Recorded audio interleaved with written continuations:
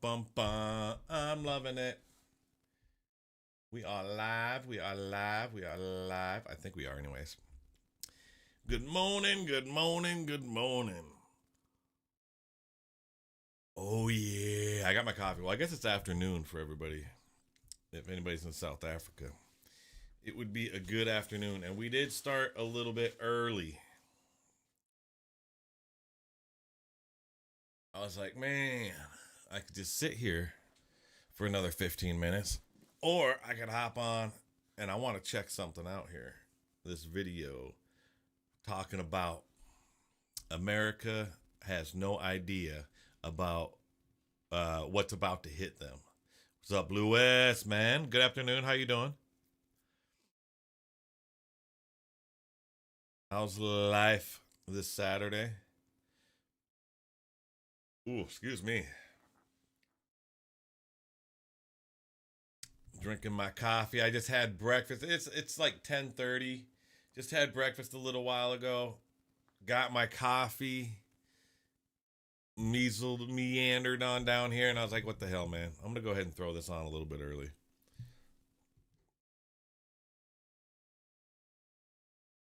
But I want to check out this video from Rugby Chopper talking about the Springboks and All Blacks this September. Oh yeah. What's up, Matthew? Hello, hello, hello.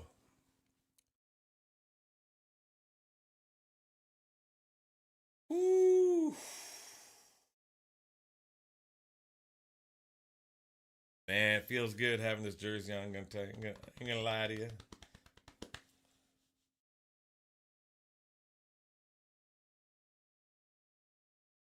How's everybody doing? So I'm gonna check out this video here. I wanted to watch this, and I was like, man, I'm just gonna go ahead and go live. I'll watch it on stream. It says America has no idea what's about to hit them. I'm doing good, man. Doing good. What up, Lynn? It was funny. I was reading the comments before I did this because this is going to be about the Springboks and the All Blacks playing in Baltimore. And it says, you think the Americans will support which team? Or like basically asking what team do you think the Americans will support? And this first guy's like, I'm 100% sure they'll be behind the Springboks. Springboks best team in the world. Probably both, but maybe All Blacks because they're iconic. As an American / South African, sadly, Americans only know about the All Blacks because of the haka. So definitely New Zealand. I don't know about that. And I put my 2 cents in. I said, I'm an American. And I just got my Springboks jersey a few days ago. Go Box. What's up, Ryan? So I'm going to check this out really quick. You guys cool with that? Hello there, Lucinda. And ain't you looking stunning? You know, when I'm not wearing this, I actually put a oh yeah, you can't see it here. In this one. I have a spot right there. You can't see it, but I hang this jersey right there when I'm not wearing it. Hey, what's up, Trevor?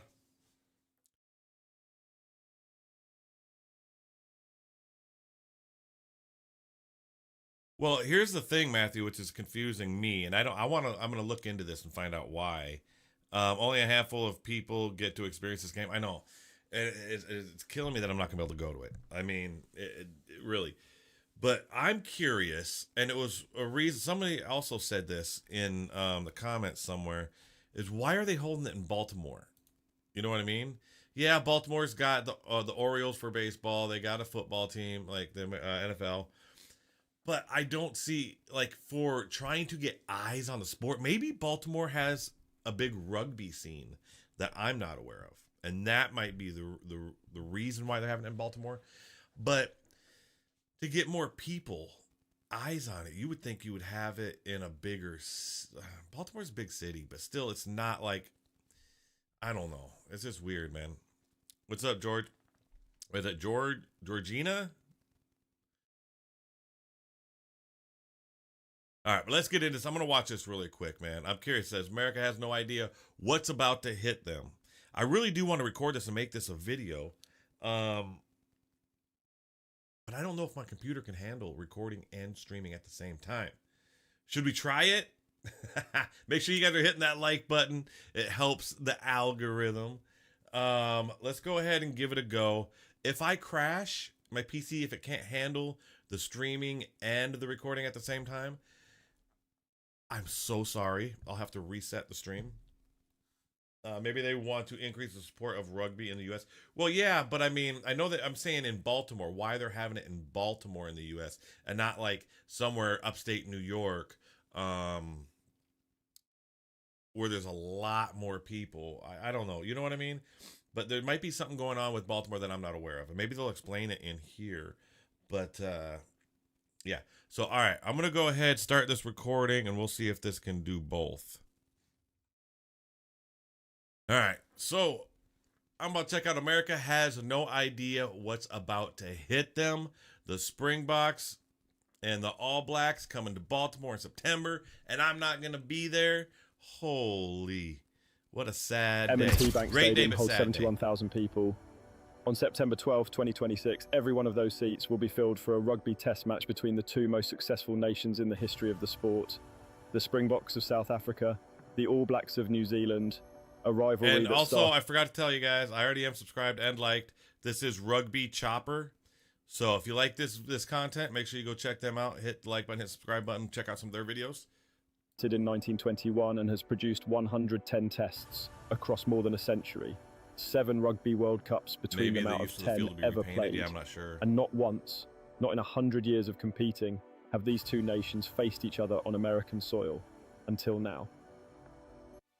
Well, wait a minute. So, Matthew, why you say, so you're saying I will say that South Africans ain't the happiest that the game is in America? Why is that?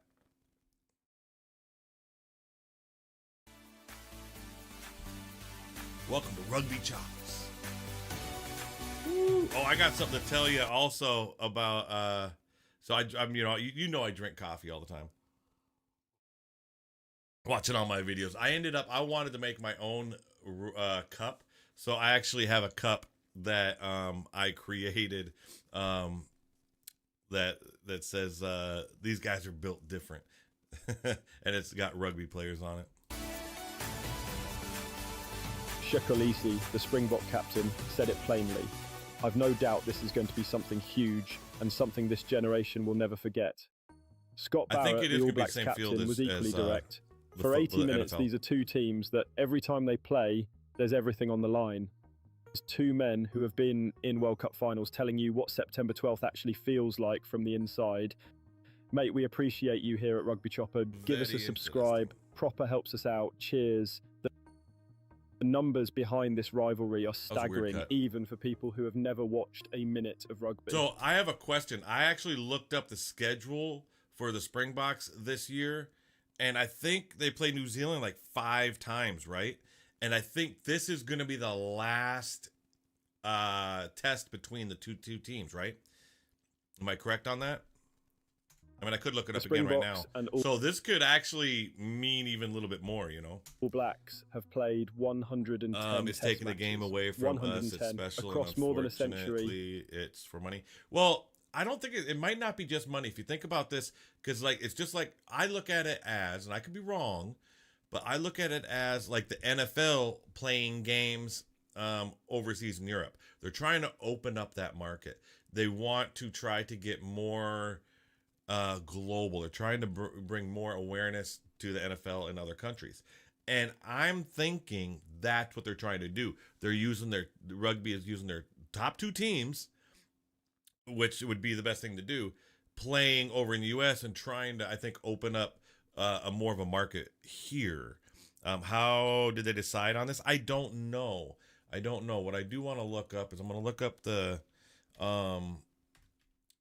Springbok schedule, and I think so it'll be 2026, obviously. I think their last test between New Zealand and, well, that's not it. That's old schedules. Already got scores there. Yeah. Yeah. So the New Zealand tour, they're playing in Ellis Park in Johannesburg. So they're playing in Johannesburg, they're playing in Cape Town, then they're playing in Johannesburg, and then they're playing here. Why does it only they don't have that doesn't make sense. Are they not playing in New Zealand? Oh, these are all the home games. But are they playing? It's 1, 2, 3, 4. How many times are they playing New Zealand? Hey, what's up, Gray? Graymond? Maybe they want to build support for the USA teams for the next World Cup. I don't think they want to build support for the USA team. I think they want to build more of an awareness. I think it's great. I mean, for me, anyways, and us over here, I think it's amazing, obviously. But because I am really surprised that there's not much more. They need to get rugby in the schools here. Once they get rugby in the high schools here, if they can do that, that's what will really boost the game. Starting in 1921 in Dunedin, New Zealand. New Zealand lead the all-time record 63 wins to 43 with 4 draws, making them the only nation in the world with a positive head-to-head record against South Africa. Between them, these two countries have won 7 of the 10 Rugby World Cup titles ever awarded. And in all that time, all 110 tests, all 7 World Cups, all that history, these two nations have never once shared a field on American soil. Never once shared a field on American soil. Well, so you're saying all of it, the whole tests, that whole tour is all in SA, and I get it. Now I know why you're saying, oh, well, you're going to lose a game because next time it's all going to be in New Zealand. So I understand that. African kids start playing at 6. That's what I'm saying. That for rugby to take off in the U.S., there's got to be one of the biggest and fastest ways for it to happen is put it in the schools. Get schools having rugby teams, like high schools and stuff like that. And they don't. So all 110 tests, all 7 World Cups, all that history. These two nations have never once shared a field on American soil. If we could just get it more popular here. The fourth and potentially series-deciding test of rugby's greatest rivalry 2026 lands in Baltimore as the finale of a full tour that is bigger than one match. Think of it like a playoff series. The All Blacks open by facing South Africa's 4 professional club sides before 3 tests on South African soil. Then both squads cross the Atlantic for the Baltimore finale. There is also a women's international doubleheader built into the same schedule in Johannesburg. This is not one test bolted onto a commercial trip. South African Rugby and New Zealand Rugby pulled out of the 2026 Rugby Championship. Yeah, it's going to be interesting. So here's what I'm excited for. I mean, there might not be no excitement for it, but I mean, it's just for the game, there's going to be an excitement. But I'm talking about like the build up to have another like storyline.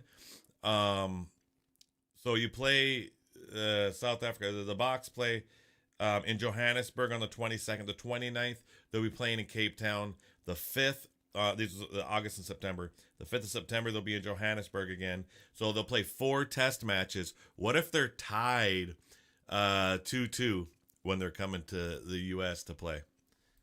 In Johannesburg, this is not one test bolted onto a commercial trip. South African Rugby and New Zealand Rugby pulled out of the 2026 Rugby Championship. Yeah, the competition that normally brings Australia and Argentina into the mix. Thank you for being a member, by the way. To run this series instead.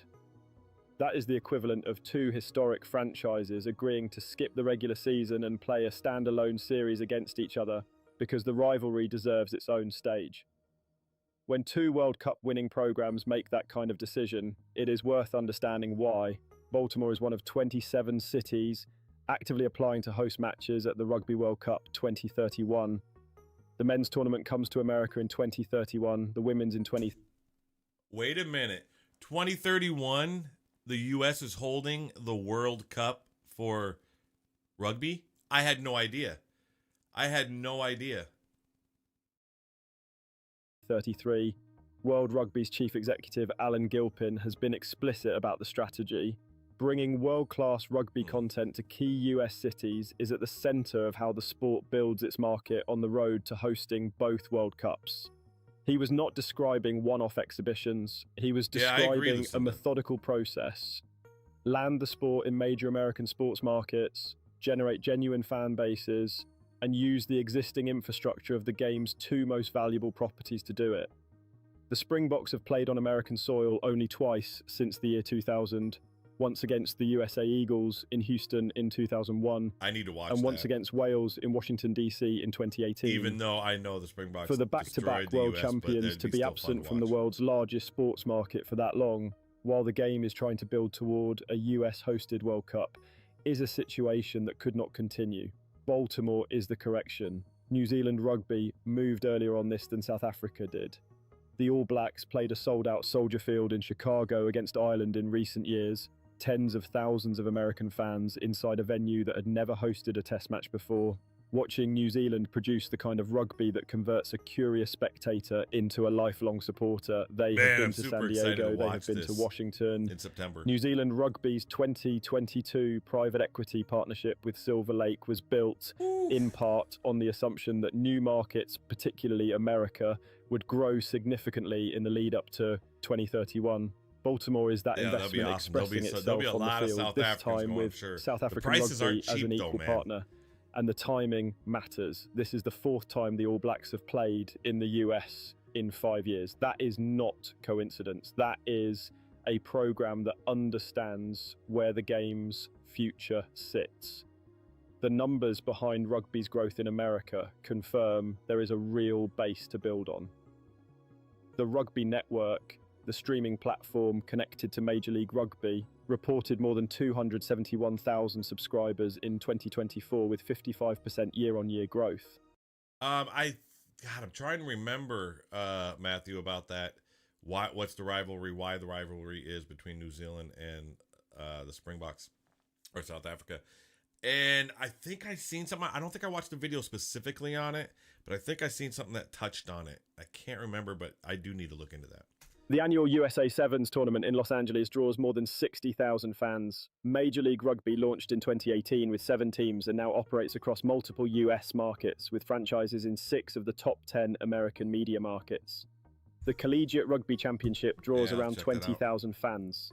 These are not the numbers of a sport that failed to find a foothold. They are the numbers of a sport that has been steadily building a real audience and is now ready for something that matches its actual scale. Sevens gave American fans a gateway. Major League Rugby gave them a domestic product to follow. The Springboks versus the All Blacks in Baltimore, with a World Cup 5 years away, gives them something to believe in. What this series means on the rugby field is equally serious. Think of it like this. The Springboks are the defending champions. Back to back. 2019 and 2023 World Cup winners. The All Blacks won it in 1987, 2011 and 2015. Between them, that is 7 titles from 10 tournaments. And since Rassie Erasmus took charge of the Springboks in 2018, the balance of the rivalry has shifted materially. South Africa lead that period 8 wins to 6 against New Zealand, after winning just 10 of the 31 tests against the All Blacks in the previous era. The 43-10 win South Africa produced on New Zealand soil in 2025 was the heaviest defeat in All Blacks history at home. 2 years before that, South Africa beat New Zealand in the 2023 World Cup final in Paris. These are not the results of a rivalry where one side is clearly dominant. This is a contest that is genuinely 50-50 in its modern form. And a 4-test series is the perfect format to find out who is actually better in 2026. Consider what M&T Bank Stadium will see if both squads arrive. What do you guys think has to play out, or what significance does this season have for the 2027 World Cup? Do you think this kind of is the good test between New Zealand when they do their tour together to maybe see how things are going to play out in 2027 for the World Cup? What do you guys think about that? In Baltimore with the series in the balance after 3 tests in South Africa. No home ground advantage, no altitude, no partisan crowd noise built over generations. Just 2 of the best rugby programs on the planet in a neutral stadium with everything on the line in front of 71,000 people, a large proportion of whom will have never watched a test match before. That is a sporting scenario with no equivalent in rugby's current calendar. The World Cup final comes closest, but the World Cup final is decided in advance by a bracket. Baltimore could arrive as the match that determines the whole series. Either way, the spectacle inside that stadium on September 12th will show American audiences exactly what this sport is capable of at its highest level. The Springboks are the right team to introduce to a new market, and reckon that is something their own supporters do not always fully appreciate. American sports audiences are built on physicality, strategy, and outcomes that matter. The Springbok game delivers all three simultaneously. Their defensive line operates with the kind of precision and discipline that NFL defensive coordinators spend entire careers trying to build. When a linebacker in Baltimore watches the Springbok defensive structure hold for 80 minutes, bending but never breaking, there is a real chance he recognizes something deeply familiar. That shared language of physical discipline is not nothing. Sacha Feinberg Mngomezulu at fly half, the 23-year-old who set the record for most points in a single test by a South African player who turned down England to wear green and gold, is the kind of player a new audience can lock onto as their entry. Poke his head around the corner. That's funny. Evening. Recently discovered your channel. Love your enthusiasm for our country. By the way, the aromat from the Bri Broji's vid makes popcorn. So someone else has told me that no butter, straight popcorn, and put aromat on that. I probably won't be eating too much aromat. The amount of sodium that is in that stuff. Holy. Have I seen Chaplain Peak Drive in Cape Town yet? Used to drive there. I don't know. Maybe we'll check it out. I was going to do the garden route after this, but maybe we'll check out that as well. Points in a single test by a South African player who turned down England to wear green and gold is the kind of player a new audience can lock onto as their entry point into the sport. The All Blacks bring the haka. There is no way to overstate what that does to a stadium full of people who have never encountered it before. A ceremonial challenge performed before every test with no equivalent in the NFL, the NBA, or any other major American sport that stops a crowd of 71,000 completely silent for its duration. Wait a minute. I'm listening to this too, but that's right. They have the championships going on right now, isn't it? See, I don't know where it'll be played on here, but I cannot watch it. Cannot watch it. I'm not getting another strike. I mean, I can't watch it live or do a video on it because I will get a strike 100%. Performed before every test with no equivalent in the NFL, the NBA, or any other major American sport that stops a crowd of 71,000 completely silent for its duration and leaves them trying to process what they just witnessed. It is not theatre, it is a statement of identity and intent delivered directly to the opposition across the halfway line. When the All Blacks perform it in front of an American crowd that has only ever seen it on a screen, in a 71,000 seat stadium on a Saturday afternoon in September, the reaction is going to be something that people talk about for months. That moment, a stadium collectively understanding that they are watching something unlike anything else in world sport, wait to see this, is exactly how new sporting audiences are built and kept. They're not the take you hear from traditionalists is that the Baltimore fixture should have been played in South Africa or at Twickenham, in front of crowds that already understand the weight of what they are seeing. It is a legitimate position, and I get it completely. But it confuses what the existing audience needs with what the game actually needs. The existing audience are the SA supporters, the NZ supporters, the UK fans who understand this rivalry, will watch regardless of where it is played. They do not need to be in the stadium to feel it. The audience the game cannot afford to miss is the 71,000 people inside M&T Bank Stadium who have never seen a test match in their lives, in a city applying to host the Rugby World Cup. On a Saturday afternoon when American sport is just beginning its autumn season. Getting those 71,000 people to leave, having been genuinely moved by what they saw, is worth more for the game's long-term future than any number of extra decibels in a stadium that already believes. Rehan Oberholzer, SA Rugby's CEO, made the strategic reasoning plain. Taking the Springboks to new audiences and territories is a key objective for South African rugby and the opportunity to do so in a groundbreaking match against our fiercest rivals was a major determinant in where the fourth test would be played. Between them, South Africa and New Zealand have won 7 of the 10 Rugby World Cup titles ever awarded. They have produced the fiercest, most consistently contested rivalry in the sport across more than a century. On September 12, 2026, they bring all of that, 110 tests, 7 World Cups, over 100 years of history, into a stadium in Baltimore, Maryland, not as a gimmick, as a statement that rugby belongs in the biggest sports market on the planet and that the 2031 World Cup will have a genuine audience ready to receive it. That's it for today, choppers. Check out our other videos equivalent in rugby's current. Dude, this is going to be so good. So good. I can't wait to go see this. I wish I could. I mean, just the tickets alone are freaking insane. But this is going to be amazing. I will definitely I might do a live stream, not showing the game, but, you know, just me talking with the game on to the side or whatever. But anyways, yeah, man, this is going to be a good one. I cannot wait. Let me get back here to chat. Sorry, guys. Excuse me. You want to see me make biltong? I need to do some research to do that. I would love to make some biltong. But don't I need to build like a room, like have a room that has certain humidity in it or less humidity or whatever? And I mean, I can't like just hang it, make biltong and just hang it in here. You know, how do I do that? Wonder, can I post a YouTube link?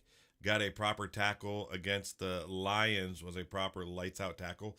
I don't know if you can't post it in here. I need to make a Discord. I need to create a Discord. That way you guys can go in and I'm thinking where you can put links, stuff to check out. You know, we can chat, have community type stuff. No room needed? What do you mean? You just hang it in your house? Like I can hang it in the kitchen? I mean, right? What? I need to look at videos or whatever, how to make biltong. Hey, what's up, Rudolph? Thank you, man. Thank you. Make a biltong box? How in the heck do you do that? Hold on. Hold up. Wait a minute. With biltong box. Here we go. Boom. Wait a minute. Wait a minute. Wait a minute. Dude, he's using just a regular, easy, cheap way to dry cure meat for beginners.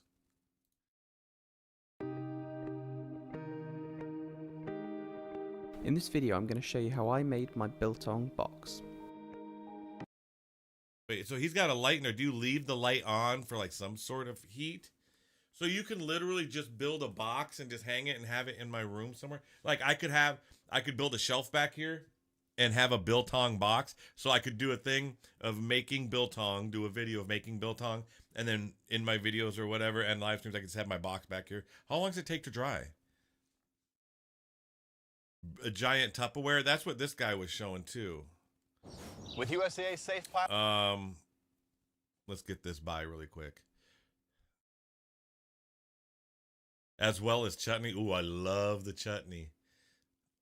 I love the chutney. See, You can make it. A couple weeks ago, we posted a whole lot. That'd be great. And notice the space. Oh, okay. You're going to drill holes through that, though. They're very solid holes have been drilled. And now it's time to make our holes at the bottom. And this is where fresh air is going to come into our box. I made my markings 2.5 inches apart and 1 inch off the bottom, but we certainly don't need that many holes. I think I'm just going to put 4 1-inch holes on either side. If you want to do a larger hole, let's say 2.5 inch, 3-inch holes, you could do 2 of those, one on either side, and that would be sufficient as well. The idea here is just to have fresh air coming in. All right, so we're going to make our 1-inch holes. And if you're not using a piece of wood, you just want to press very, very gently, nice and easy, and allow that drill bit to do the work. Otherwise, you know, you could very easily crack the plastic. What kind of meat All right, do you use? our fresh air holes have been drilled. We've got 4 holes on both sides, so a total of 8 holes. And now it's time to drill the hole for our light bulb. Our light bulb assembly is simply a light socket with a plug attachment at the end. I wanted this to be incredibly easy. So all we're going to need is a hole for our light bulb.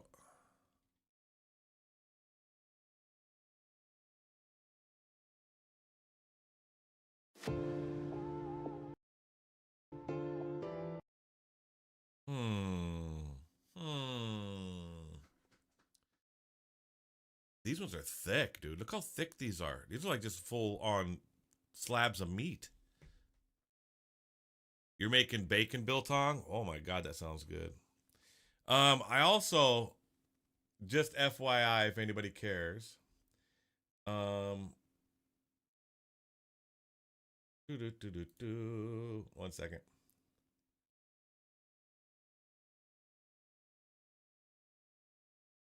I don't know if it'll show up underneath my channel or not, but I did make a cup because of my coffee cup that I always drink out of. I made this for myself. So these guys are built different. Power, speed, skill, respect for mugs. Loving it. That is just weird that you can just hang the meat there. Fruit chutney, baking, biltong. Oh my God, that sounds good. What's up, Uncle Stu? Happy Saturday. When it dries, it loses sometimes more than 50% of its weight, but depends on how wet and dry you want it. Yeah. I'm going to have to look into that. So, all right. I'm going to have to figure out where I can. I'm sure there's a meat shop around here. I know there's one. I just got to figure out what type of cut of meat to get. And then these hooks. I got to figure out where I can get these hooks and rods. But I can do this. I think I can do this. It'd be very interesting to try.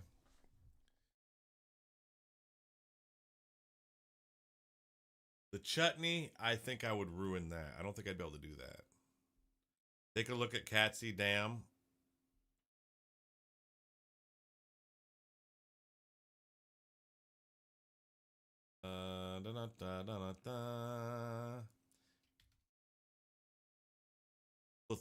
Lesotho.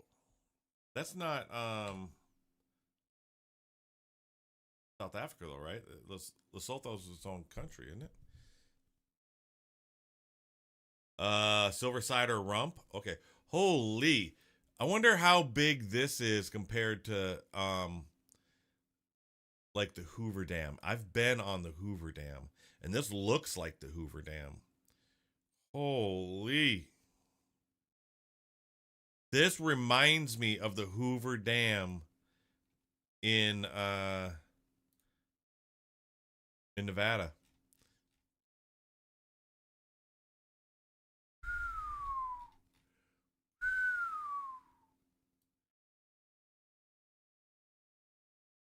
Oh, they didn't go down here and... Yo, Patrick! Sir, please put the visuals larger then. Okay. I mean, I'm down to do whatever you want to do, but... the reason I have it like this is because... how do I exit out of here? Where's the exit out of this thing? Not letting me... oh, because we're not in it. I got you. All right. Let me see what I can do. Let me see what I can do for you, Patrick. All right. I'm going to have to make a whole new scene then. You guys good to bear with me for a second? I got to make a whole new scene then. We're going to go with... I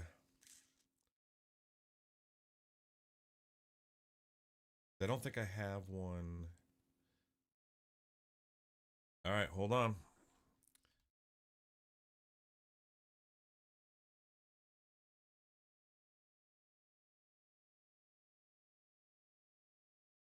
Boop boop doo doo doo doo doo doo doo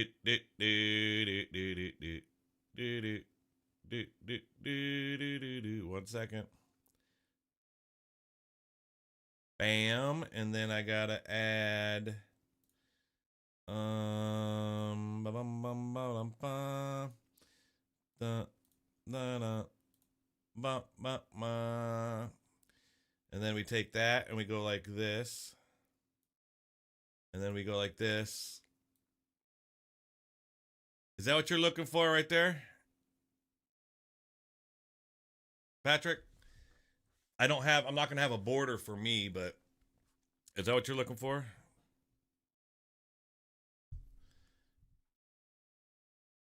Half a screen? I mean, I can do that. I mean, see, here's the tricky part is I'm going to be covering up something. You know what I mean? And I'm down for this, but that was one of the problems. The reason I didn't do it this way is because I cover up part of the screen. Eve's new vlog dropped this morning. He's now heading to Etswani, Swaziland. So he is out of SA. Oh, is he really? I do have to catch up on his stuff. I haven't watched his videos in a little bit. I got to check out some more of his stuff. Let's go, Stu. All right. If you know, you know. Well, okay. So I wanted to show you. So this is the Kotze Dam. Check this out, just for comparison. Now look at, watch this.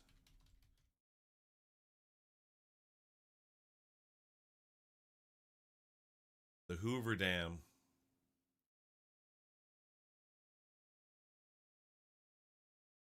Look how similar that is, right?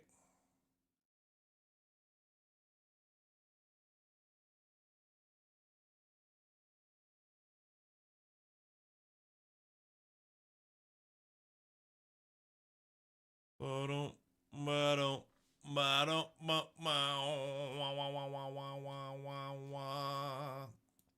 right. Now, where was I going to go? Damn, Patrick.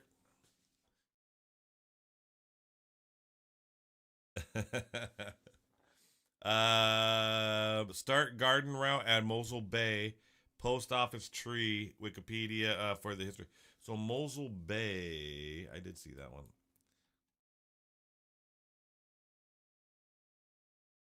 Where's Mosul Bay? Because garden route stops right about here, right? Is Durban on the...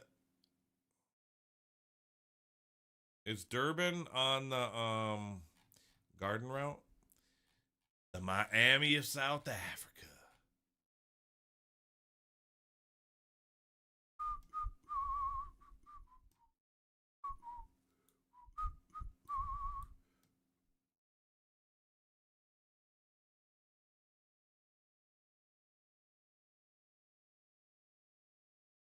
It is like the Miami. It's the way that's set up, the builds, the main street here. What is this? Ooh, National Command.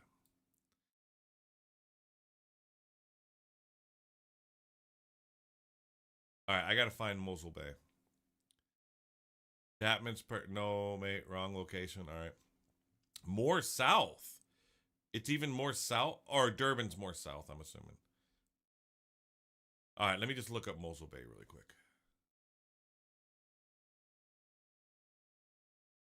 Am I spelling that right? How do I spell?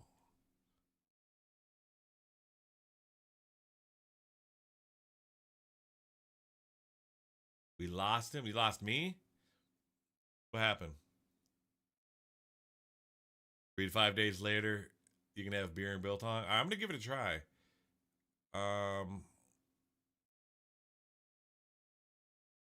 Where is Mosul Bay? How in the hell do you spell Mosul? Oh, there we go, right there. Duh. Oh shit, it's way south. What?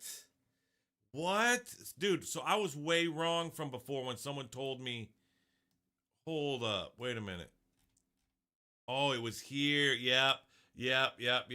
Plattsburgh. Okay. Oh my goodness. I had no idea. I was so fucking wrong. I thought the garden route's all the way south. I was thinking it was over here. Ah. Makes sense now. Great Brack River. All right, on the garden route, what are the hot spots?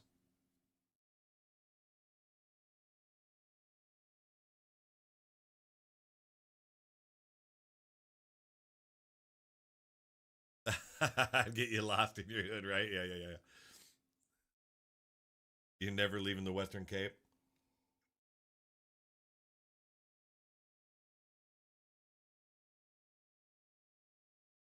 First option. Part of the Indian identity. What's that?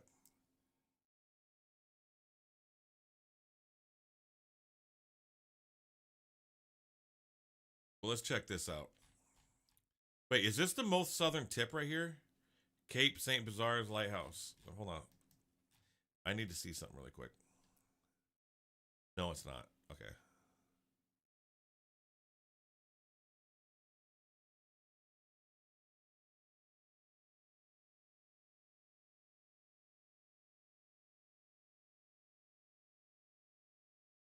Oh, wow. Here's a viewpoint right here. Boom. Oh, you can actually get a viewpoint all the way down there.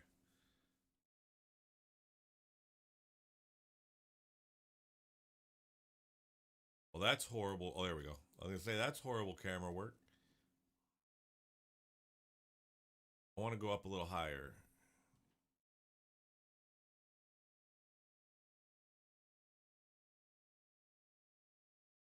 Ooh, that lighthouse. I wonder if they got a view from the lighthouse. Need to head to Cape Anguillas. Hey, I seen a video with Keno Eves did Anguillas, right? He went to Cape Anguillas. Oh my god, that bungee bridge, that was it Blaukrans bridge? I think I seen a video on that. That'll be a hard no for me. Eastern Cape and Western Cape. All right. And they got a park here and everything for the kids. I bet they got some restaurants around here too, huh? Do we got that lighthouse? Do we have a chance to get to that lighthouse? Where's that lighthouse at?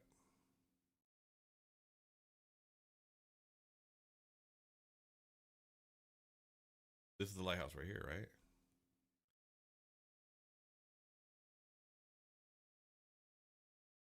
Yeah. Oh, it's not a lighthouse. Look at that view, though. Look at that view, though. A little bit cloudy that day. These hotels looking amazing. The Bush Villas is also nice to have a look at. What's that? I don't know how to pronounce that. Kesnia? Visit for real. He might not want to leave. He's basically one of us at this point. That's the problem. That might be a problem. It might be a problem. I'm just saying. Oh, wait, look at this. How do you say this? Is that Duvy River? Dweevy River? Dweevy? How do you say that? Ooh, Island Lake Holiday Resort. Is this like wine country too? Anchor Park Equestrian Center. So horses. They got horses out here. This looks like where they run the horses. Like maybe I thought it was like where they jump and stuff. Interesting. That looks really nice. Lodge on the lake.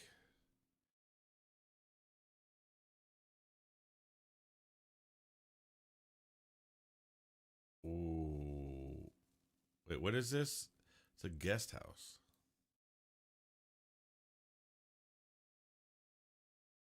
Oh, it's African for doves. Afrikaans for dove. All right.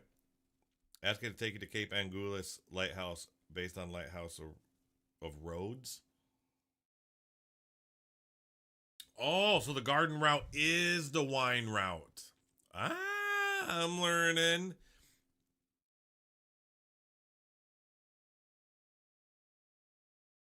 Stellenbosch. I've heard of Stellenbosch. Isn't that a beer? Harl. Krassenhoek.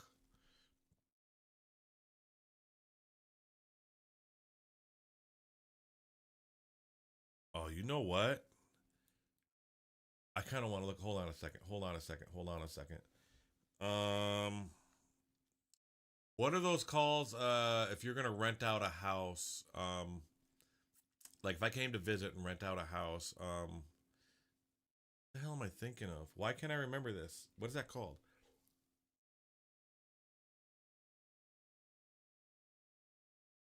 Not a. I want to say bed and breakfast. Not bed and breakfast. You're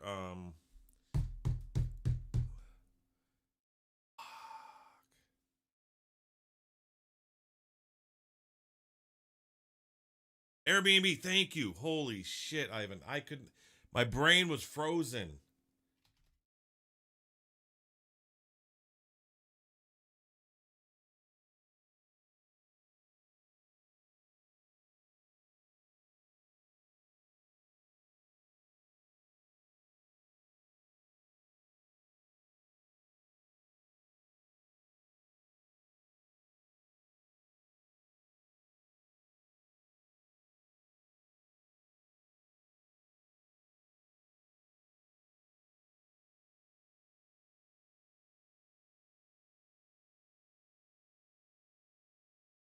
So Garden Route Dam. I don't know. Is that the dam we were looking at? Cabin in George Nature Reserve. Tenton Group Brock River. Home in Wilderness. Guest favorites.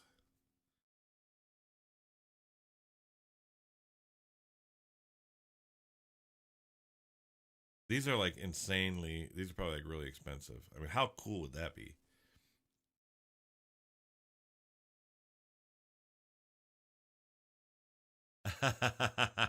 Yeah, Stu, that's true. That is true. It's all downhill after 40, man.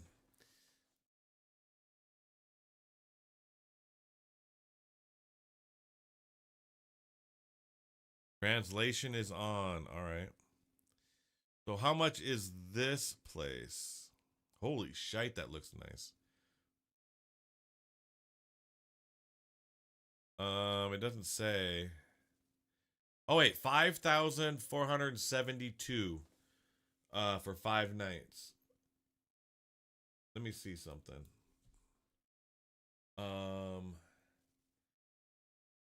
5,472.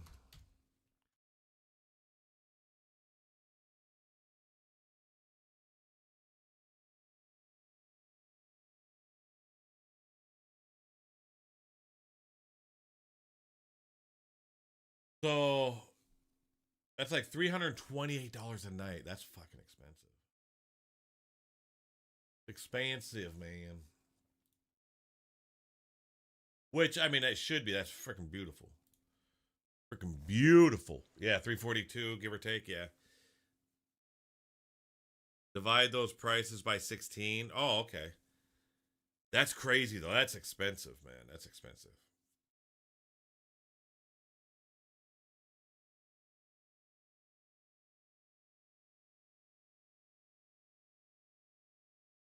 I want to check out this village. Oh, they don't go in there. Okay, I wonder if that's private. Oh, wait, what is this?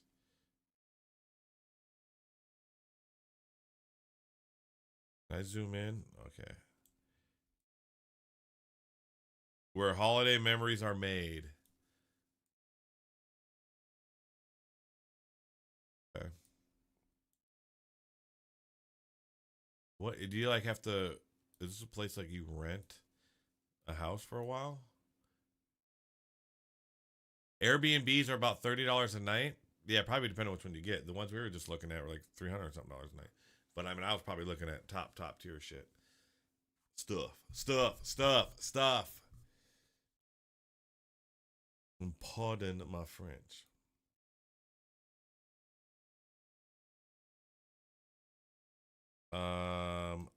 Is that where I was? Oh yeah, I was at the river here.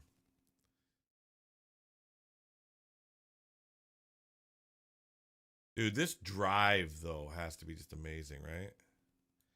I mean, along the coastline, just chilling.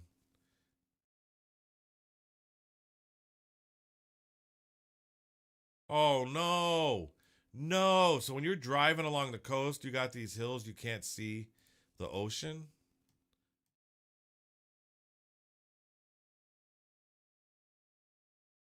I mean, there's no roads right down here, is there? No.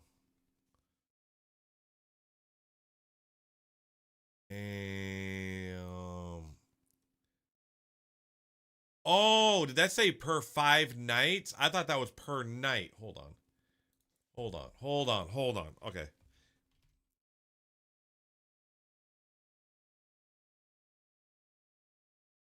You know, I've never been accused of being the sharpest tool in the shed, so.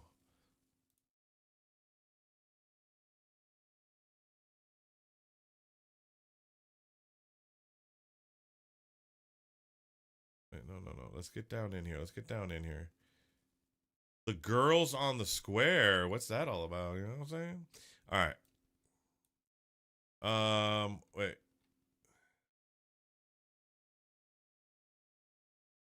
So I was hitting that.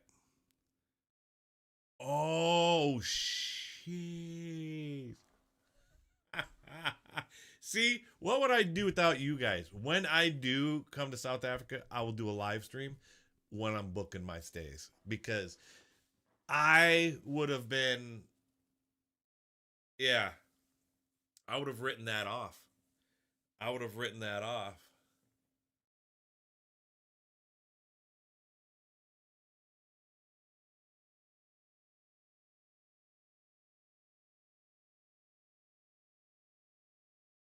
Damn. Okay. Yeah, 100%. I would have written that off. I would have said for $348 a night, forget about it. I did not catch that. I mean, just look at this. I mean, man. Dude, I ain't gonna lie. When you say that you might not leave, yeah.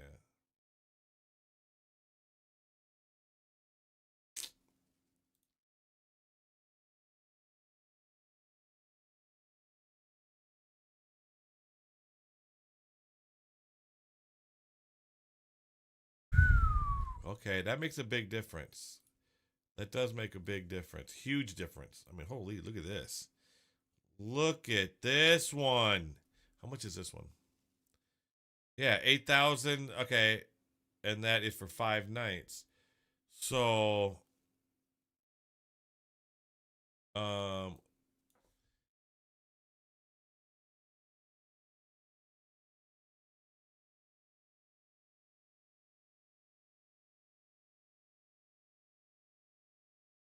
dude, that's like $100 a night. That's like $100 a night, which is not bad at all. That for this is amazing.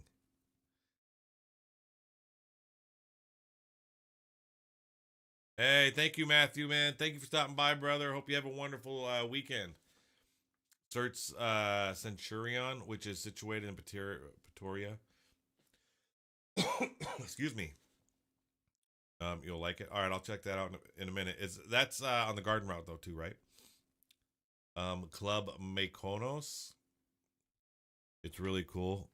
All right, I'll have to remember that to put that up. Yeah, that's amazing, dude. $544 for 5 nights. Holy.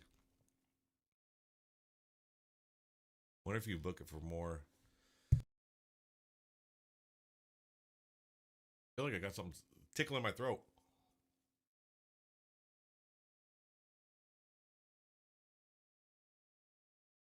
I wonder how, you know, not safe, but like just booking this rare find this place is usually booked. Yeah, I can see why. Like booking it off of here, I wonder if I'd have to. Well, it says Airbnb. This is like the true Airbnb site, so probably should be fine. What if I wanted to book for longer? Can you only do 5 nights at a time? Oh no, you can do it here. But yeah. Okay. Okay. So what was I supposed to check out now? Well, okay, we got 2 spots I gotta check. We're gonna check Club Mykonos, and then Mykonos. Club Mykonos. And then the other one was Centurion.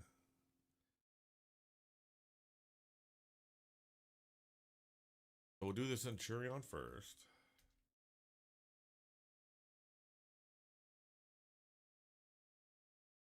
Where is this at? Oh, that's not in that's not Garden Route. What is city or a town or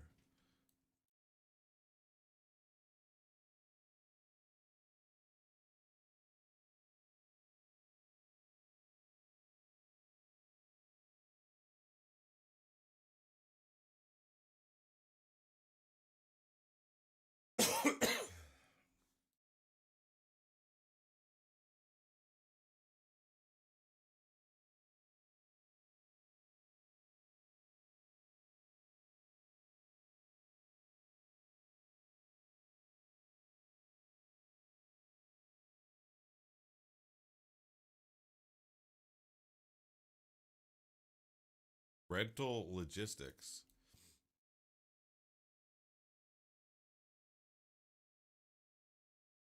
What am I missing here?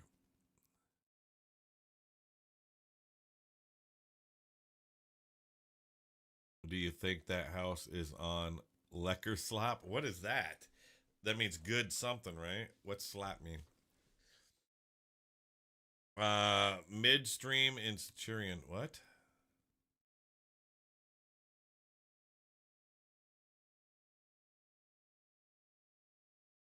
Okay, something's happening here that I don't know what. Exit ground level. I didn't want to be on ground level.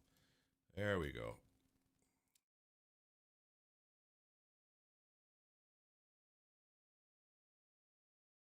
Oh, slap is sleep. Okay. So good sleep. Midstream. Yo, thank you for subscribing. Whoever subscribed, it should pop up here in a second. Oh, you know what? I don't have it on here. Hold on a second. Hold on a minute.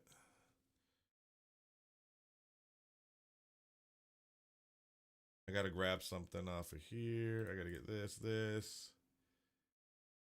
Copy that.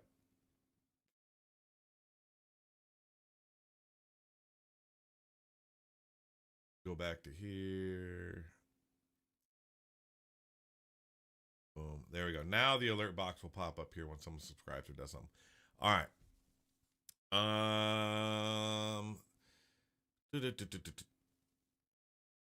Oh, it's okay. So it's South African Airbnb booking service. I'll have to check that up when I do get to that point. So midstream is that midstream drive?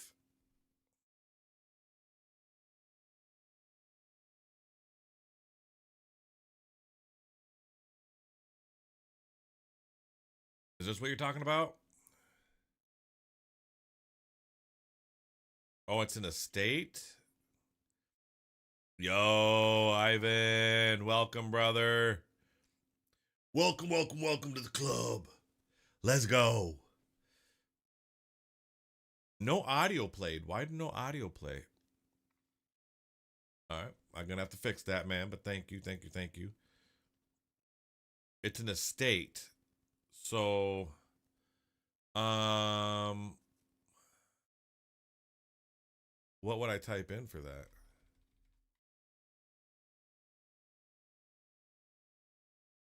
Oh, so it is these. Okay, so we are right. Okay. It's these areas here. All right. What's this here? We got a track and field, tennis courts. Oh, is this a cricket field? Is this a cricket field? Is that what I'm looking at here? This looks like soccer. that cricket? You're there. Okay. Thank you. And this, I don't know what this would be either here. This looks like rugby here. Rugby. Right? Are these two rugby fields that can be used here? And then this is like cricket, multi-purpose fields. Soccer.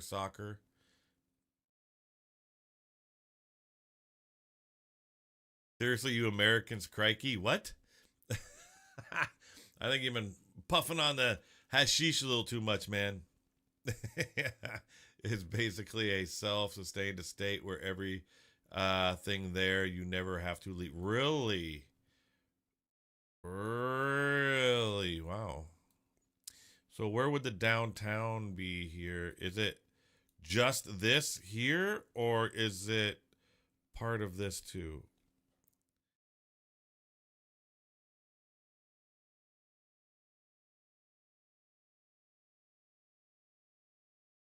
So you have your whole shopping center right here then.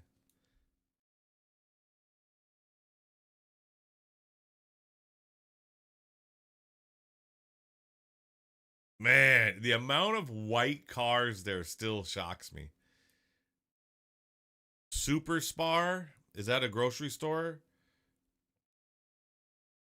Hey, Ivan, thank you so much for becoming a member, man. You have a great weekend, brother. You must say field hockey because he's going to start looking for ice. Yeah.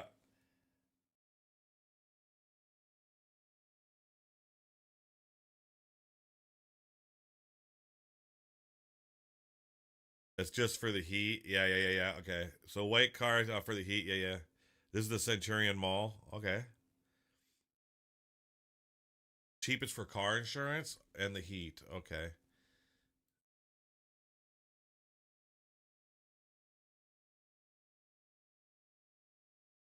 What you got in your food, man? What you got in your bag? All right. Now we got to get back to the other one. Let's see. This is cool, though. That's a cool spot.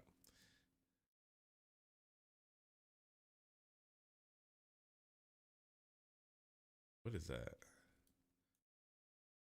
What is this here?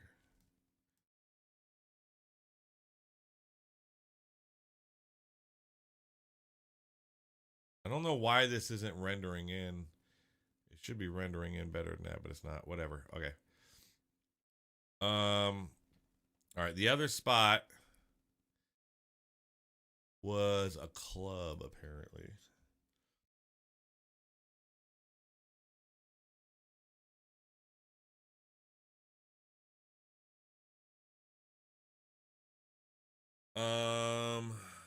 Yeah, there we go. Spar does seem to help. What do you mean? It seems to help for what?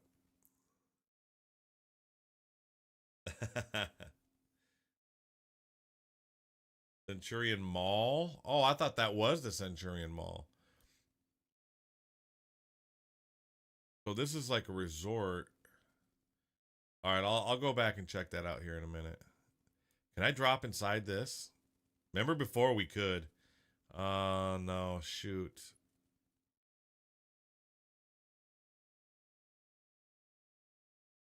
Club Mykonos.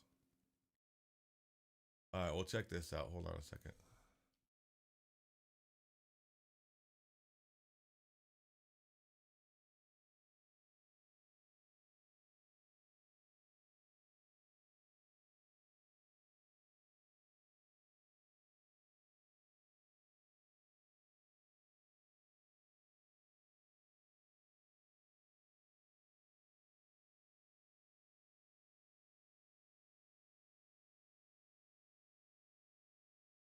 Oh, so this is like you can live there.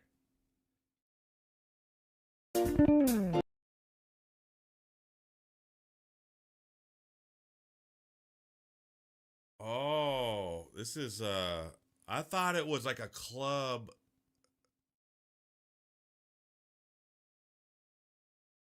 Wow.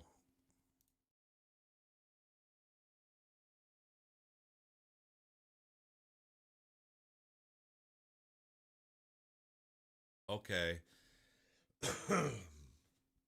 Oh, you were there recently? Is this like a vacation spot Like where you go, you want to get away for a while?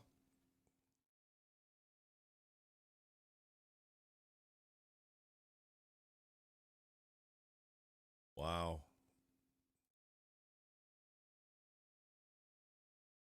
Damn, that looks nice.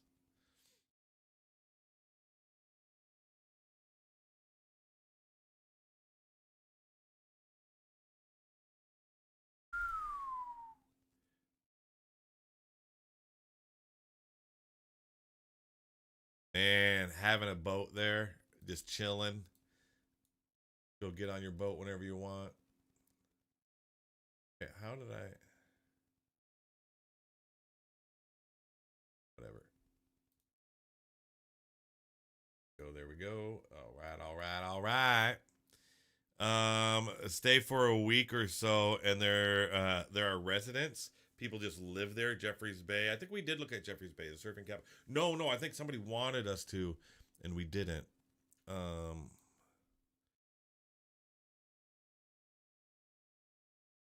We didn't get to it, I think. I don't think we got to it last time. All right, I got to get a reference here, so hold on. Where are we? Okay, so we're back in the garden route, right? I believe so. Well, where's Pretoria at? St. Francis Bay, Cape Francis.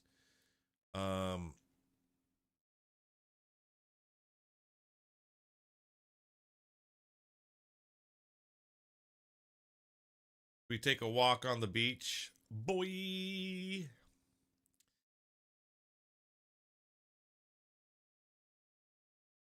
Wow, that's some like fine sand. Holy, look how big this beach is.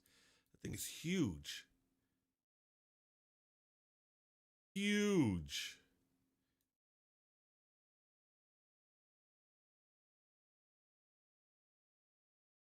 We looked at Platte last week. We looked at this, not J-Bay.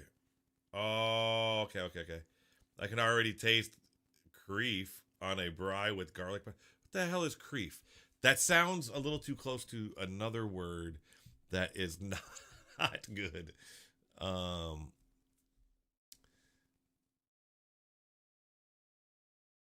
the hell is creef?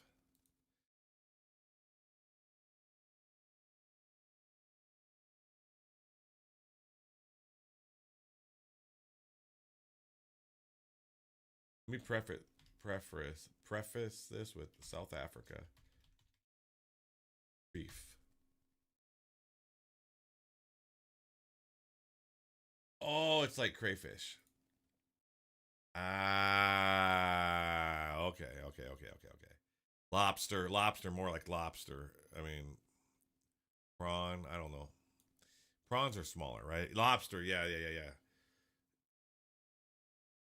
And club-eye for the great white shark diving. Oh, shite. So, I watched a video talking about how the great white sharks are getting killed off by port and starboard killer whales. Is that true? Because I seen it going back and forth in the comments.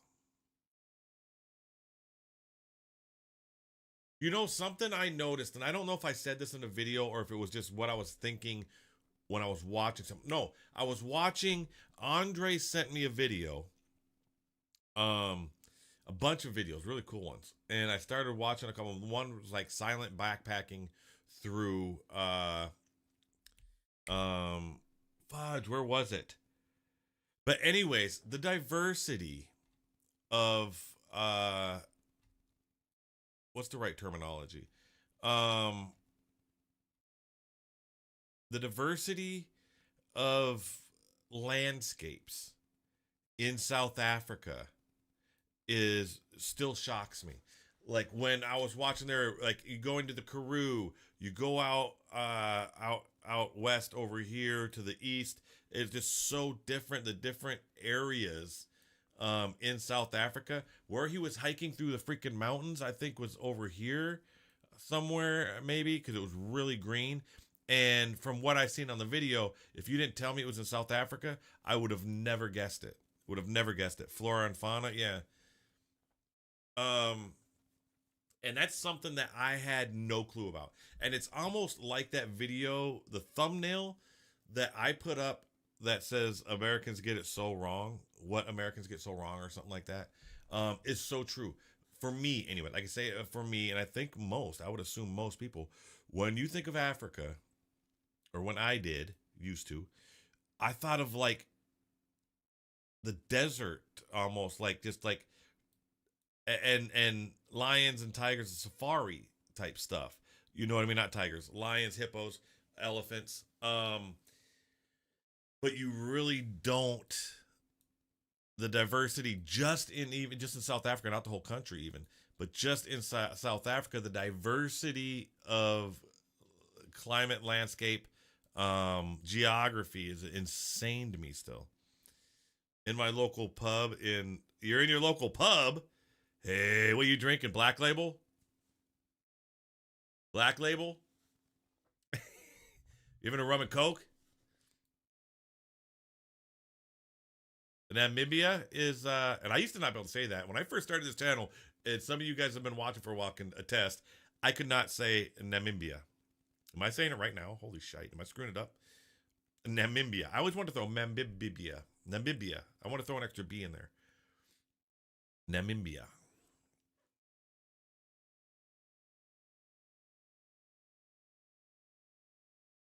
Nambia. Fuck. I still can't say it. What's wrong with me?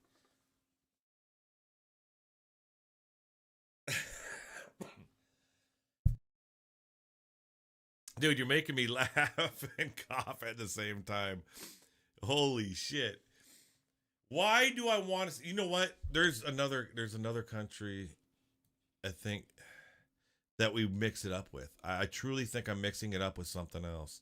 I mean, I know Nambia is here. Holy shit. I want to throw, so the whole thing is, I want to say the B-I-B-I, Namibia. Nambia. I can tell everybody on the other side of the thing, be on your phone, be like, it's Nambia.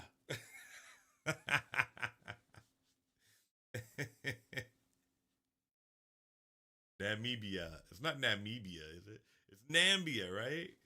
Right. Namibia. Namibia with the I. N-A-M-I. So Namibia.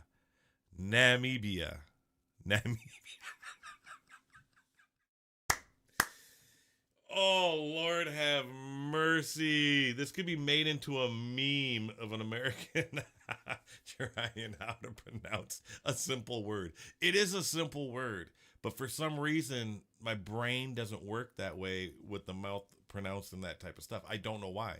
It is so weird. I can see it.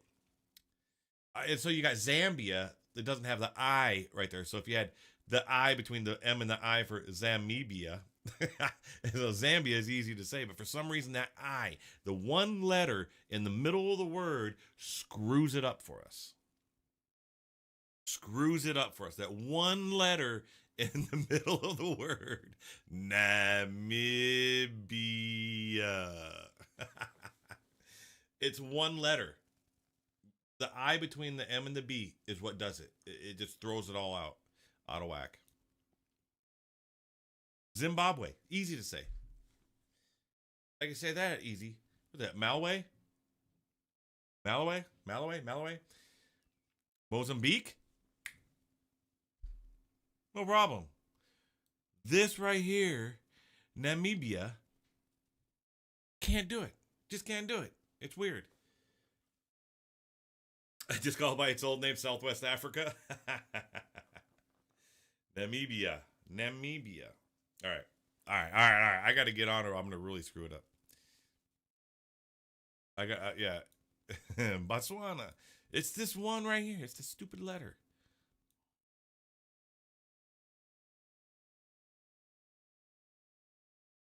Is it? It's like the sister country for South Africa.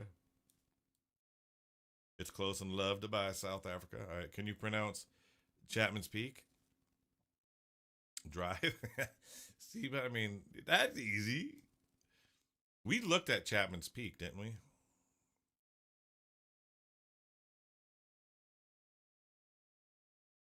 Thought we did.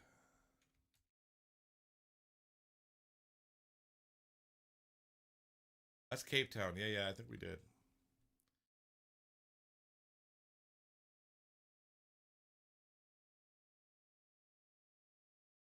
Yeah, na and me is used separately. Yeah, we're not used to that though. Namibia, I guess. I don't know. Namibia. I feel like I have an accent when I say it that way. Namibia. Oh, I think I did look at this because I think we went here to the overlook.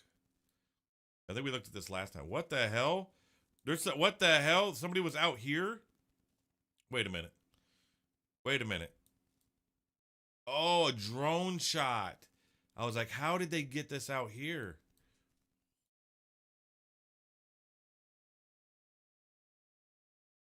Wow, that would be a beautiful drive though, wouldn't it? Or isn't it? You guys would know. I like to say that Namibia is South Africa's Canada. That makes sense. Head to Chapman's Peak Point and look at the view from there. I mean, holy, look at this. You couldn't get a better view. I mean, this drone. Is that a boat out there?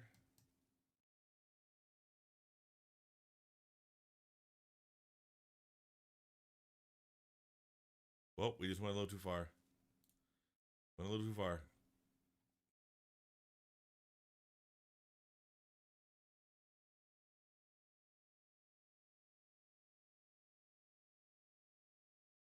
Dude, you used to drive this every day for work? That's crazy. Do a quick search for Cathedral Peak in Drakensburg. All right, I'll check that in a minute. But I mean, driving this, going and to and from work on this route would have to be just like kind of cathartic, right? Like you get to unwind and it's just a relaxed trip to work. Like, oh man, I get to look at this, just chill and look at this beautiful scenery on the way to work, or when you're leaving work. It's like, just unwinding, chilling, man. Maybe just take a little pit stop, kind of unwind, you know, with nature. That'd be awesome. That'd be cool. Grew up loving the U.S. I went as soon as I could come back. Home, our food is better. I couldn't fathom football, but love the NBA. Go Celtics. You're in Boston. And or did you pick the Celtics because of the colors? Be honest. Did you pick the Celtics because of the colors of their jersey? You don't understand baseball? Baseball, the only thing, the way I look at baseball, something obviously there's hardcore fans in every sport, but baseball is more of a social thing. It's something that's happening in the background while you're hanging out with friends.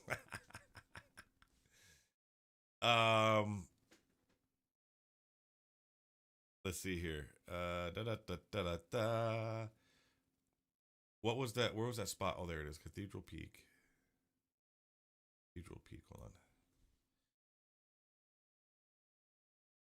on. There's an old TV ad for Mercedes where a guy drove off the side of the then BMW came back with their own version, with quite funny at the time. Oh, really? Also, it was like a battle of the ads. Stadium is so beautiful. I'll check that out. A lot of environment changes there too. It's semi-cheap. Patrick, one day is the plan. Wait, you have ski? No shit. You have ski slopes? Wait a minute. There's no way.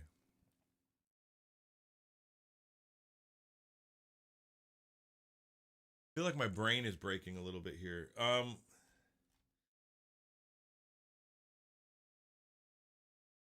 It's snow. It's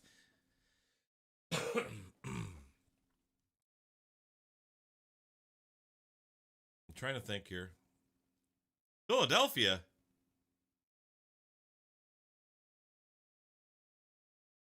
Philadelphia.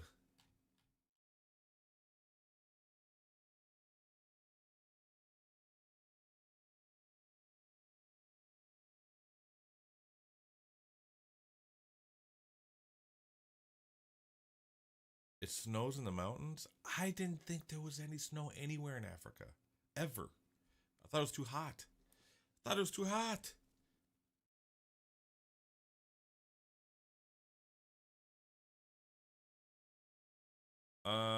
Let's see if this is it. I thought it was too hot. You had your first snow a few weeks ago? It's farmland in Philly. I think there's Philadelphia here has like Pennsylvania. Philadelphia's in Pennsylvania. They have Amish and stuff like that. A lot of farmland. This looks freaking beautiful, by the way. I mean, like amazingly beautiful.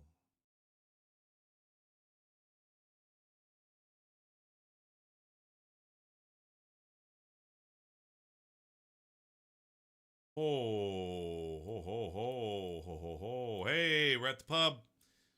We're at the bar.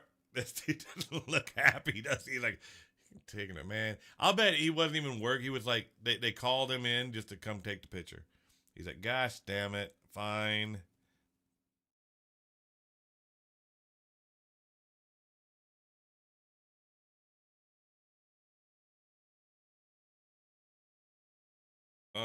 The Cares Mountains get snow. Search Sandton City in the richest square mile in Africa. Just Google South Africa winter. Oh, yeah, I should, shouldn't I?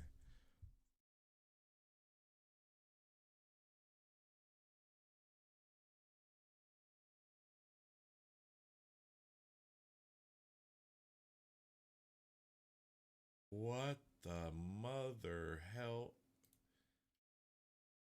I'm going to have to...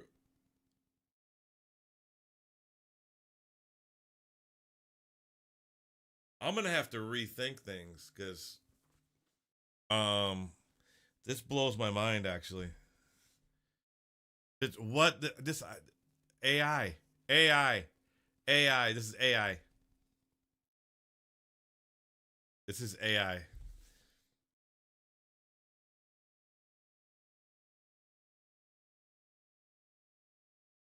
There's no way.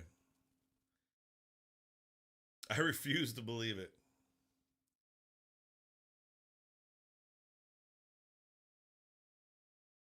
Yeah, Philadelphia, yeah, is the city of brotherly love, is what it's meant. That's why you said make sure to come in the summer. Well, it's perfect though that way because winter is, your summer is my winter. So when I do come, I definitely will set it up that way because it's cold as shit here. It's not AI, bro. This is breaking my brain right now. This is breaking my brain right now. This is November of 2024.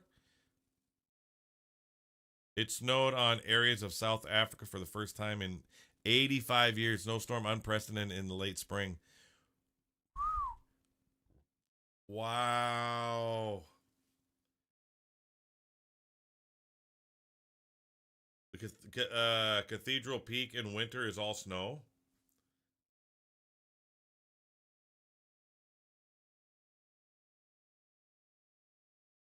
You're 54 and in your life here in South Africa you only experience snow. Dude, that has to be an event though, right? Holy.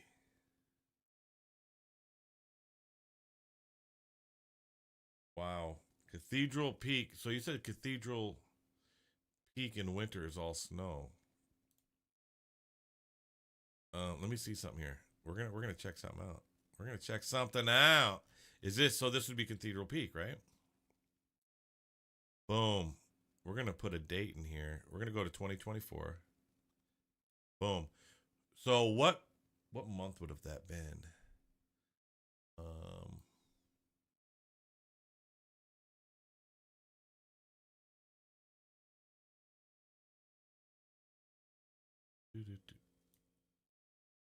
Wait a minute. Why is it only going to 2024? Oh, 2024 is the last time they took photos here. Images.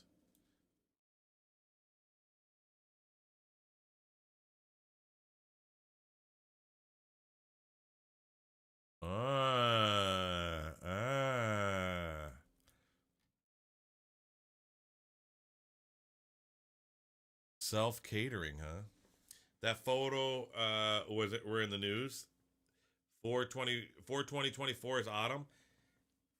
Welcome, squad. Let's go. Thank you for becoming a member, brother. I appreciate it. You found Cathedral Peak Hotel, not the mountain. Oh, okay. And where would that be? Right here? Like Fire Lookout? Would that be considered the mountain? Looks like the tallest mountain here.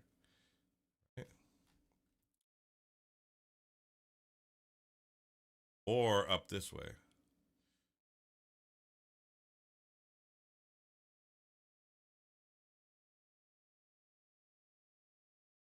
Oh, here it is. Here it is. All right, I think this is it right here, right? Yeah.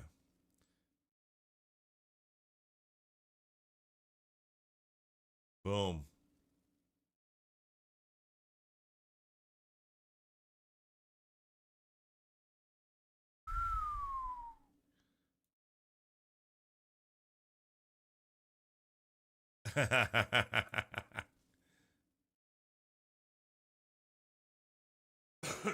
How cool is that? Me freezing was not AI. You were not AI? Is that what you're trying to tell me?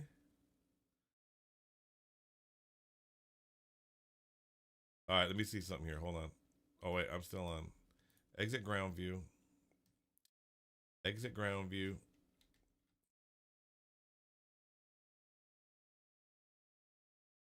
All right, let me see something here.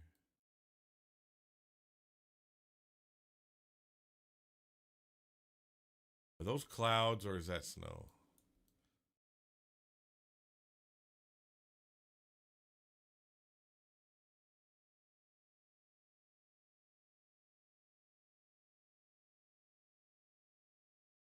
That's snow? That's not snow. That's not snow, is it? I think it's clouds.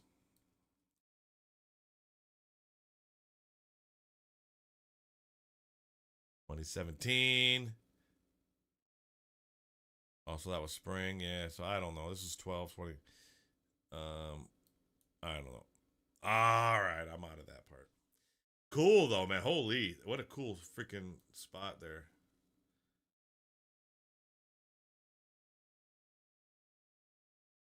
Wait, that's 2020. Why am I not all the way up? Oh, you know what? It's because that's the most recent, right? I wonder. Hold on. Trying to see why my. Oh, there we go. Okay, so now I can adjust this up. That's 2023. Okay, so yeah, it just depends on. Oh, we're out in the middle of nowhere, aren't we? Where are we actually?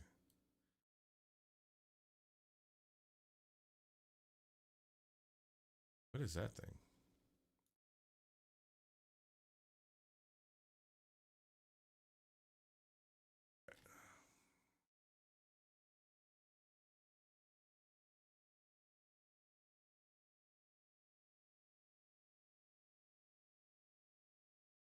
Drakenberg's Mountain will have snow.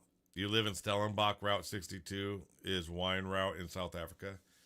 Not N2 Road. Really?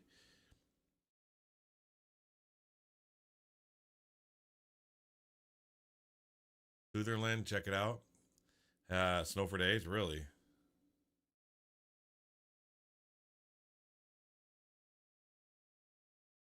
Yeah, there's a way to. I mean, I forgot how to do it. That's what I was just trying to do, to zoom in with the mouse. I forgot what it was.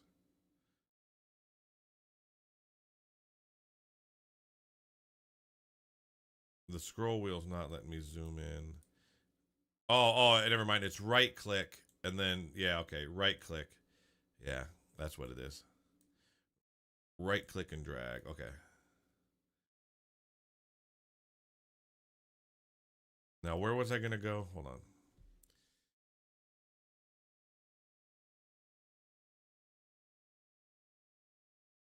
Womp, womp, womp. Snow for days. Yeah. Oh, hell yeah. Hey, what's up, Paul?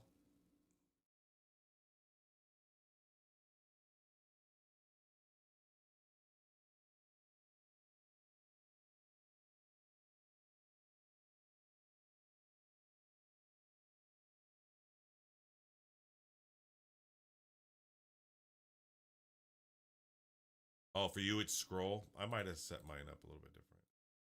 That's just supposed to be port. Or it's Mering Sprout. Is that it? N2 means National Road number 2. Oh, okay.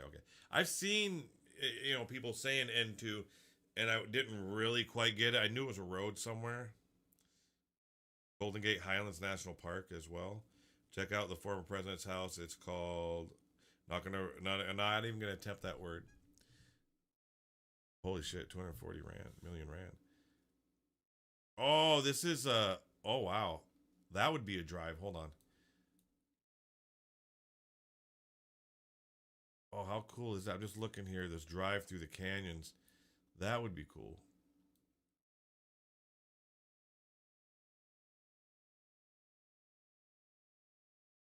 That would be a cool drive.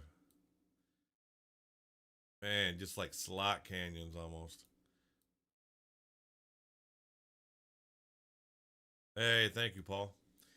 You should look at Harrisburg Dam. We just looked at a dam. I don't think it was that one though. Did you finally? Did you family like it? Oh, you know what? I didn't make it for anybody else yet. I need to because I'm not gonna. The next one I make, and I haven't made. I have not. Okay, I lied. I did make one more. The next day I made another one. I was like, I gotta have another one. But I have a fire pit in my backyard.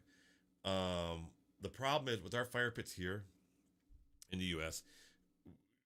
If you have a fire pit in your backyard, it's just you sit around, have some drinks with people, and have a fire and chill. The thing is, people throw stuff in those fire pits.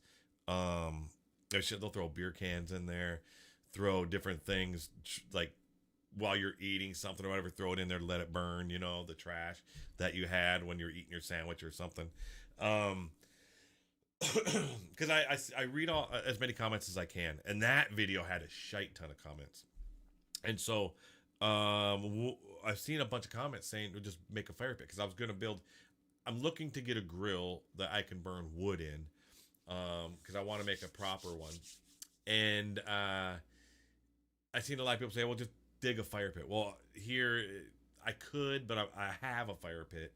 I need to dig it out to get any maybe plastics or anything that might be in there out so I can just get a grill. And I think I'm just going to get like a wire grill or whatever that you can buy and just put it over the top of it, and I can just cook right over that. But I got to get the shite out of there first.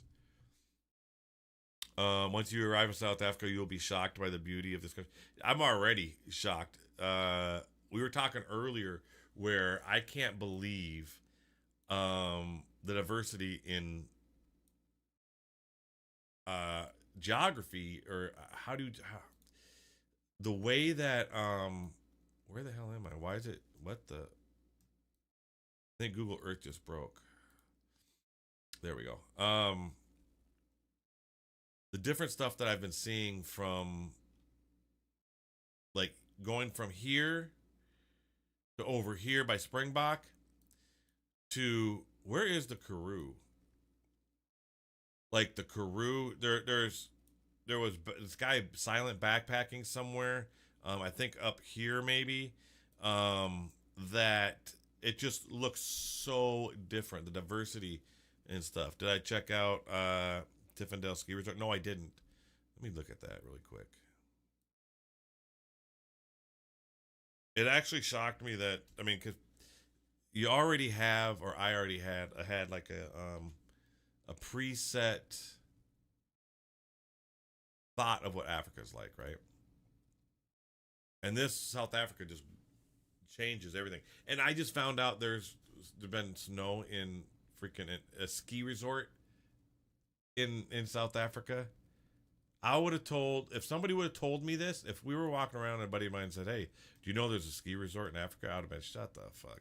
You're just trying to troll me. You know, there's no way that there's like a ski resort in Africa." Steel half drum is the best. Well, yeah. I've looked at some, and I can get some stuff that you can basically just put charcoal in, but not just put wood in it. But I already have a fire pit, and it's a circular fire pit. If I dig it out, I can just use that and just buy stuff that you actually just put on there to cook. You know. This is crazy, by the way. That I cannot believe that there is a ski resort. So holy, so this is the mountain you ski down right here, right? What is life? Never would have thought in a million years. Is that snow? What the? Never would have thought. Excuse me, in a million years that there would be a ski resort. Holy, Yeti's Pub. Oh, I want to go in Yeti's Pub. Can I go into Yeti's Pub? Oh, I can't. Unfortunately, I cannot go into Yeti's Pub. This is crazy to me that this is actually a thing that exists. Oh, thanks, Stu. Harton Sport Dam. Not sure if you've seen the main town. Wait, what was it? Langensman? Close to Cape Town, just north. I have not seen that. God's Window, I think we seen that last stream. I'm not sure. I can't remember.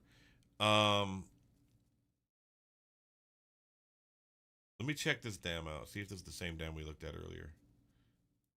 This is crazy, though. I can't believe that there's actually ski. I still can't believe it.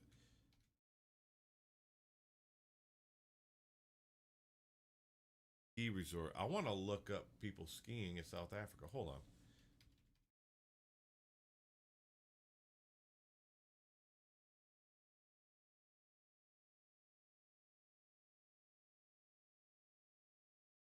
No way.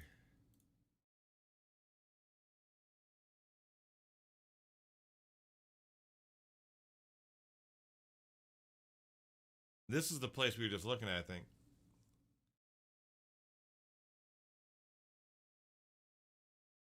That is crazy. Crazy. It's a boat cruise way out here. Chapman's Peak. Yes, we looked at Chapman's Peak. Yeah, we went to Chapman's Peak just a little while ago. Uncle Stu told us about that one. Loskop's still a thing up there. I was there in the 90s. Last had a good time. I have no idea what that is, what you're referring to. What was I looking for? Oh, the dam. There's no dam though. Where's the dam? There's the dam. Wait, right? Is this has to be the dam, right?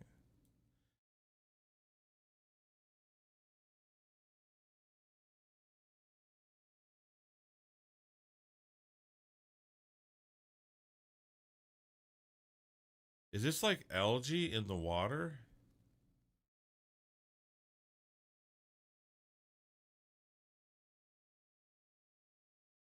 Or just leaves and stuff? This is the dam though, isn't it?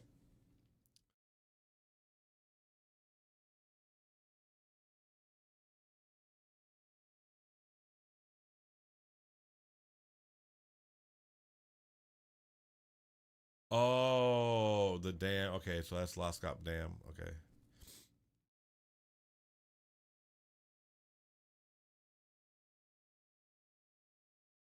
whole blue thing is the dam. Oh, this hole right here.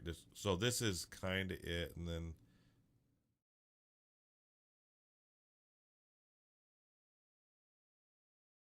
Wait, what?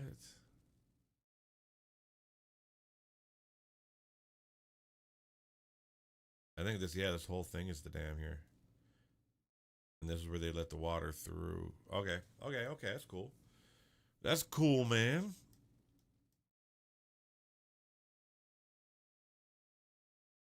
Wow. Oh, shit. Okay. I'm getting a better view of it now. This is the whole lake over here. Whoops. Oh, wow. Wait, is there another dam over here?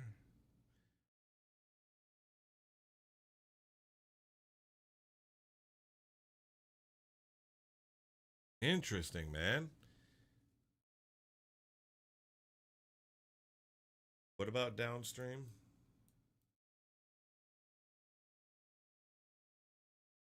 Right here?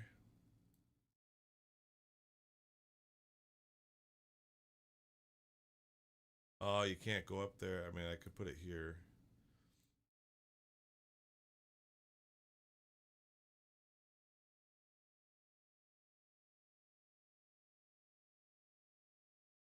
Completed in 1990, Department of Water and Sanitation.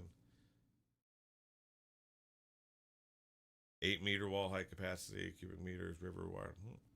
Crocodile River. You got crocodiles in there?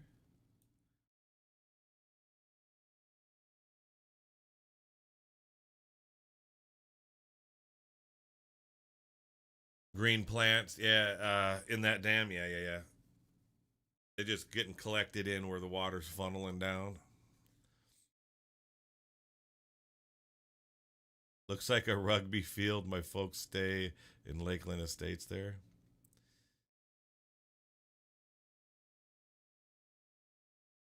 What is this? Impala vase Brits. You have crocs? No alligators? All right. Underberg in the Drakensberg yet? No, I haven't. None of those words make any sense to me. Did you ever check out the hole in Kimberly? Wait a minute. I haven't seen that. Okay, so I got to look at a couple things. Hold on. Because that one I do want to check that out. The hole in Big Hole in Kimberly. What is it called, dude? It's called Big Hole in Kimberly. Let me copy that.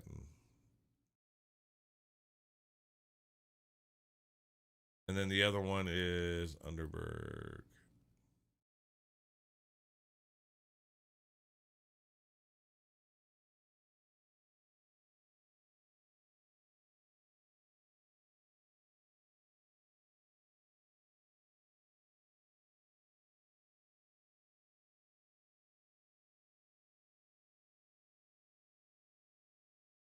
Oh, wow. Wait, a viewing platform down in the middle. Wait, what?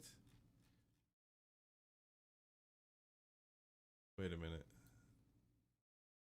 Oh, it's over here, I think. Damn.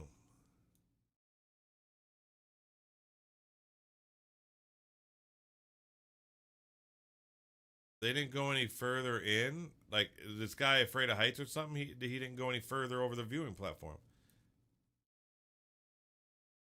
Under no circumstances may anyone climb on the railing. In the event of a thunderstorm, please return to the visitor center. Children are 14 and not to be accompanied by adults. Blah, blah, blah. Ramp prohibited. Yep. We call it Kimberly Sagat. Also not most recent adjusted. The slider, top left. Oh yeah.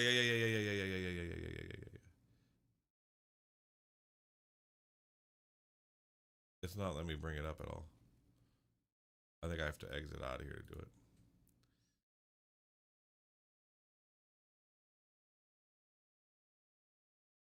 Oh, that was we were at 2026. All right, we're February of 2025 is the furthest closest we can get here. Interesting, man. Interesting. What is this over here?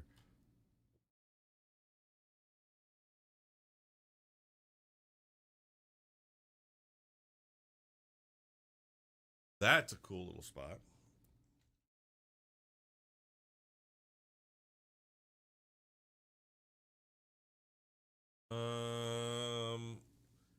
Underberg in Drakensburg. So maybe I just go to Drakensburg first. And then figure out where Underberg is. Mine dump.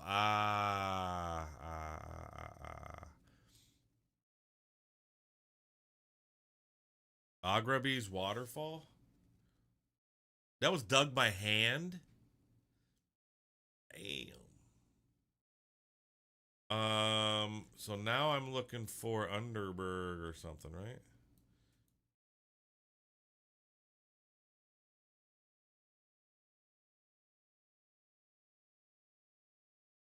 What was I looking for?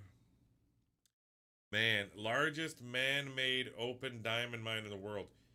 So, did they stop finding diamonds? I'm assuming that's why they stopped digging there.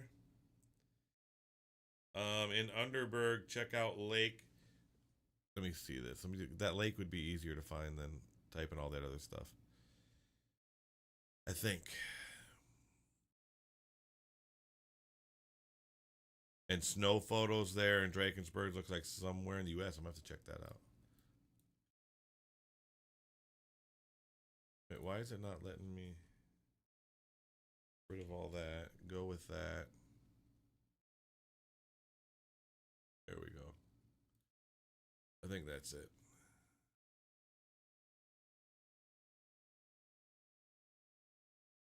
Dude, right off the bat, seeing something like this right here, this zoomed in right here, reminds me of like somewhere in Switzerland or something like that. The type of like fields, green fields and stuff like that.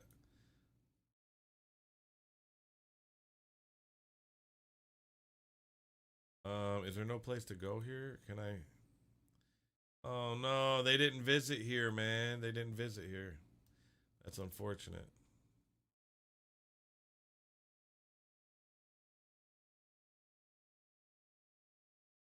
Man, this looks like a cool fucking, excuse me, a cool place to live.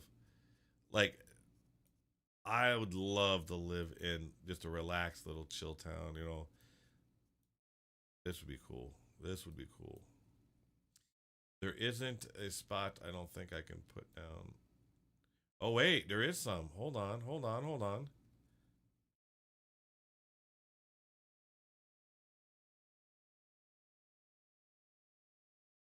Wow. Oh, they did some drone footage here.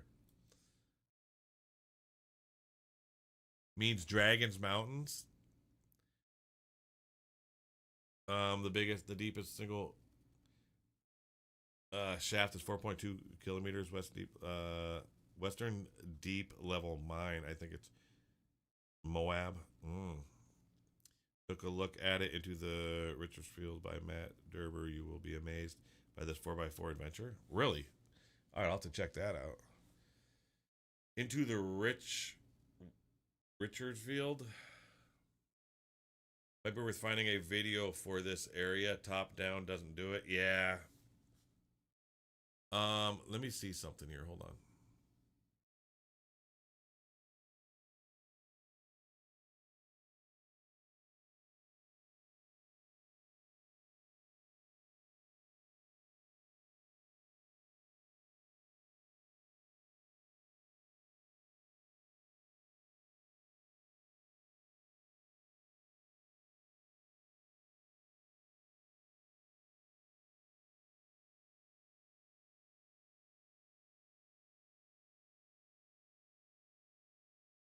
Here's the pen that erases scratches.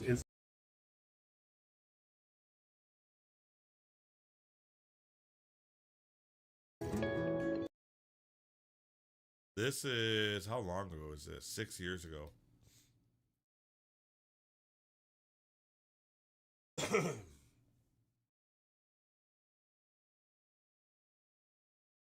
Like a resort community or something, isn't it?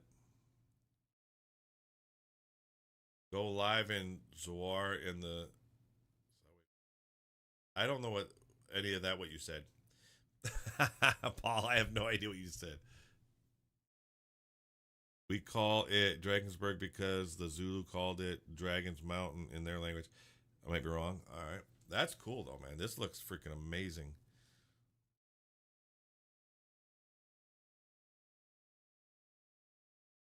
See, that right there reminds me of the U.S. This reminds me of out west where I've lived in Utah, like Utah, Arizona area. That's what this reminds me of right here.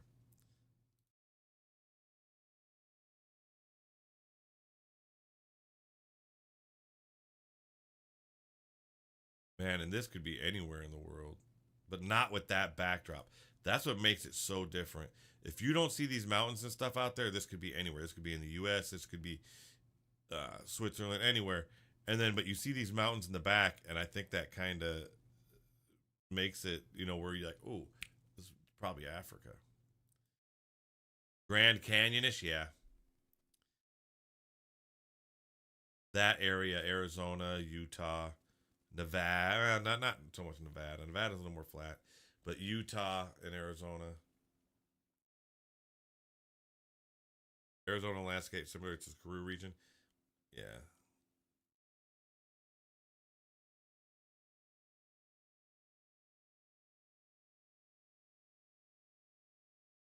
I visited Lake Ner. Oh, what the?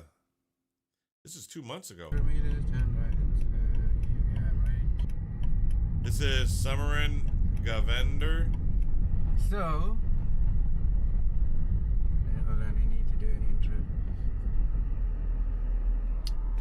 Hey guys, and welcome back. Today I'm here again at Drakensberg, heading off to, if you can see in the sign, Lake Neveron, which is 26 kilometers down this road. So, bonus.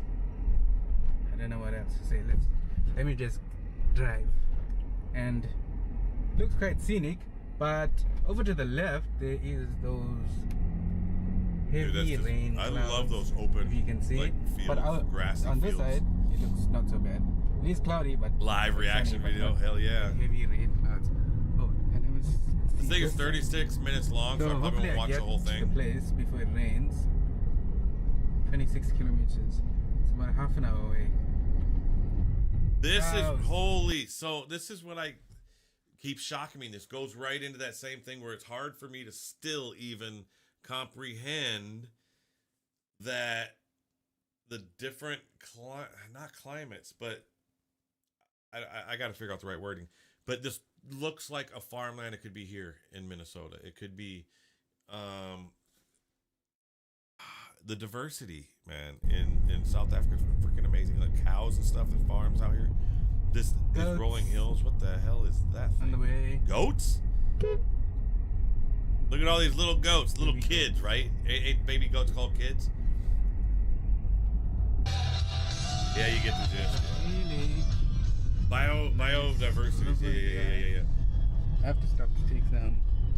Dude, see, I would want to be out there fishing in that little creek, that river. That looks like an amazing river to go fishing in. Just be chilling on a freaking sunny Saturday afternoon. You get your cooler, you get your lawn chair, you get a little radio. I mean, nowadays you got your phone. See how old I am. And your cooler is filled with ice, maybe some soda, some water, some beer. Just go out there and chill out by the lake. Throw your line out, you know. Man, that's the first thing I think of when I see stuff like that. God's window. All right, we'll have to check that out here. Yeah, I am. Maybe we'll find a video on that too. Lake Fishing is big thing here. Yeah. 49. Love it, dude. Love it. I got to go get my fishing license, man. We're just starting to get into the summer seasons coming up. We're in spring right now. I got to go get a fishing license. Cottages. You can rent a cottage there. Hold up.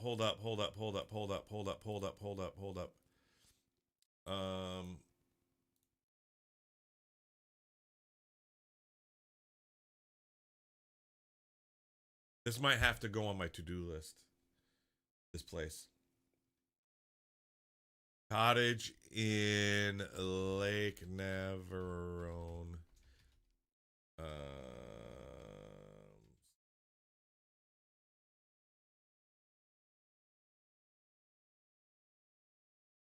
Self-catering. What does that mean? What does that mean? Okay, cottages. Yeah, so they're self-catering cottages. So basically, it's you rent a cottage, but you have to have everything. That makes sense. That's how it kind of is here, too. I mean, you don't get anything. You get a place to stay. Why is this taking so long to load? Ian, what's up, brother? Great cave paintings up there in the mountain. That would be cool to see. That would be cool to see, man. This just looks beautiful. This just looks freaking beautiful. Freaking beautiful.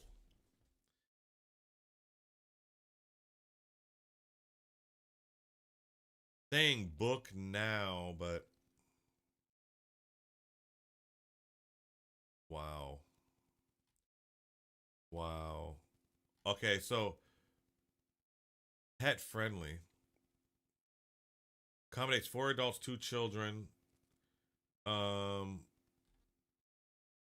These are all 4 adults, 2 children. 6 adults. 6 adults. Okay. So these ones would be fine. How much are you gonna charge? Just in case it wants to reveal something, I'm gonna put it over here for a second. Okay, there we go. Never mind, we'll bring it back.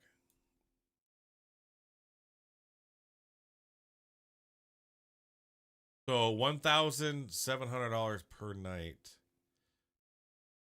Or 1,700 rand. I'm horrible with conversions. We've already done this before. Divided by 16. What is that? Someone tell me.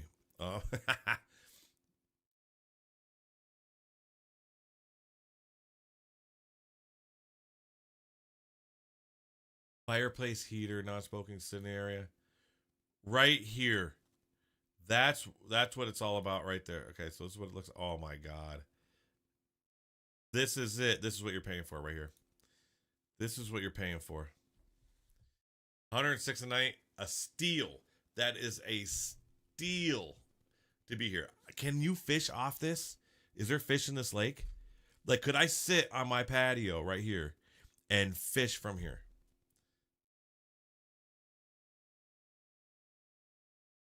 Oh, wow. You stayed at Lake Navarone before. Beautiful. Check out their website. Some of their winter snow pictures. Really.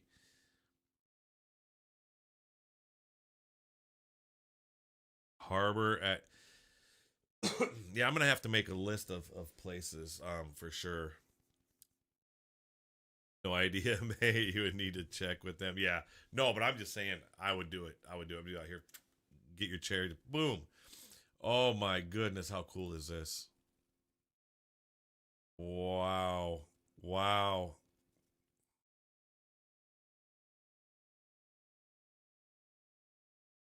Amazing prices, by the way.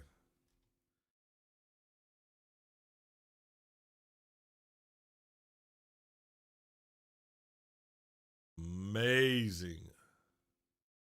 All right. Let's get back to what we were looking at.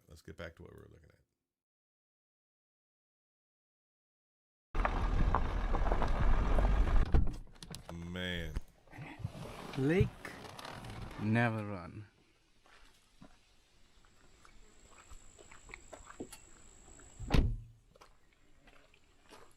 Oh, I went and got a P.O. box. Just hitting off from last live stream. Reception. Everybody was asking about a P.O. box and stuff. So I went and got one. I'm going to be staying at the lower lake. And if anybody's interested, it's going to be in the description of my videos. I think this is the bigger lake. The live stream. Check out 8 Bells Hotel in the mountains. Look at this. Yeah, this is cool is this? Reception building, yeah. Is this a check-in place?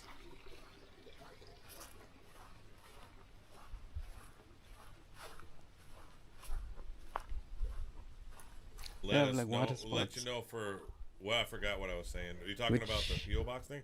It's in the description if that's what you're looking for. They have pedal boats. I finally went and got one. Stand-up boards, fishing rod, mountain bike, 50 rand. kayaking. The host head sprout area. If you're interested in Bushveld, I don't know what Bushveld is. Oh, some game farms. Ooh, yeah. Let's take a walk to this bridge. Yeah, that's it. Stu, that's it. Area this is.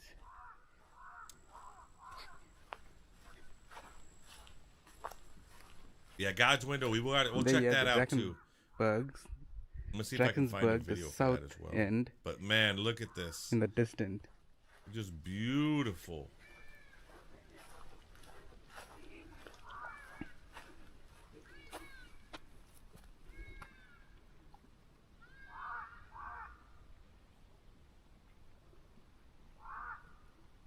So as you can see, there's a house there. There's about 3, 4, 5, 6, 7 of them, and I think there's more that side. But where I am, there's another smaller lake. I got a video for God's Windows too. Closer towards the entrance, where I will be. Let me just get my keys. Man, I've got my keys and headed down. The cottages, 4, 5, 6.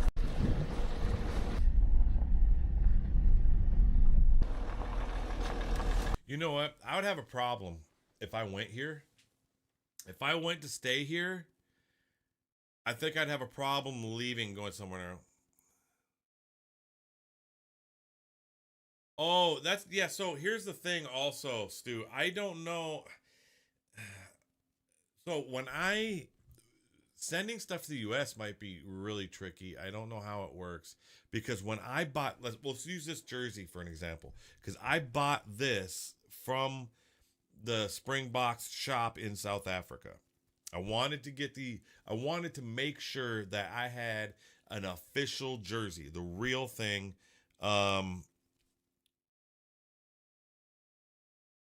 Hey, thank you. I appreciate you. I don't have Mary. I hope I'm saying your name right. Thank you so much. Thanks for spending time with me. I appreciate it. You have a wonderful weekend. Have fun with your family. Hell yeah. So when I bought this jersey, I wanted to make sure I bought the official jersey. So I wanted to make sure I bought it from a place in South Africa and make sure it was the official Springbok store in South Africa. So I did that. And the shipping back was expensive for the shipping. Then there was a second thing that happened that I did not freaking expect.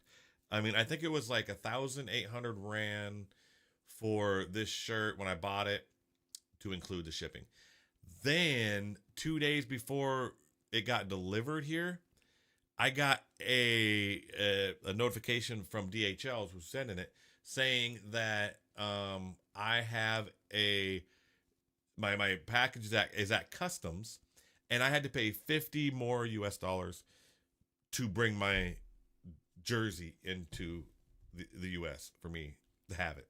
So on top of what I paid for shipping already and the jersey, I had to pay $50 for at customs. So it's like, holy tax on tax. Yep, yeah. And so it's crazy. And so I don't know how that'll work with if anybody sent something here. You know what I mean? You might think, oh, okay, I'm paying this shipping and crap. And then all of a sudden, 2 days later, it's telling you, oh, to have it actually delivered, you got to pay this. So I don't think it is that, because it's not that. You're thinking of like a tariff thing, I think, Ragers. I don't think it has anything to do with Trump. I think this has always been this way. And it's just weird because it's not a tariff.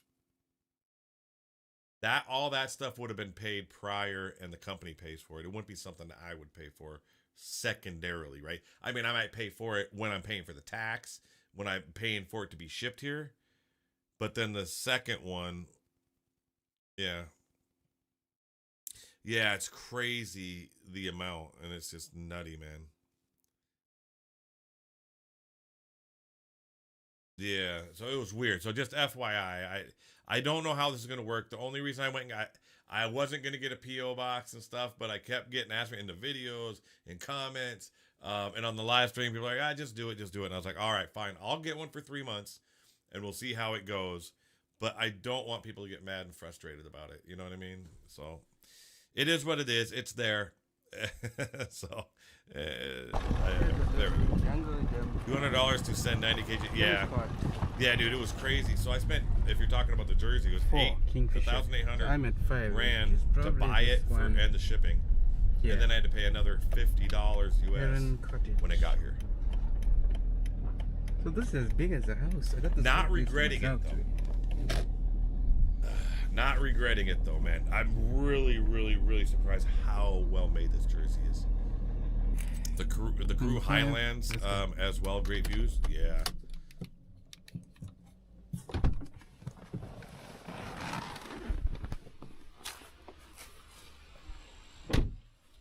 Okay. Yeah. See, Rangers. I don't know how that actually works. Never mind. It's the first time I've ever had it happen. Never had that happen before to me. Very rainy weather over off to the mountains, but let's check out. Yeah. First sales tax and tariffs and the custom duties. Yeah. It's crazy. So I don't think all of the accommodation will be the same. I think. Wow. Well, what is that? Is that just decoration? Hold on, back up a minute. Are these just what is this? That's just decoration or what are those? Right. And on the wall there. Wow, look at that big old window right there. Loving it, loving it. Extra blanket. Nice cool little quaint cabin, man. Yeah. Cottage. Let's check the rest of the place out. Whoa, this is huge. Stone floor, yeah, that's freaking amazing. Okay, there's a light there. Switches. I need switch.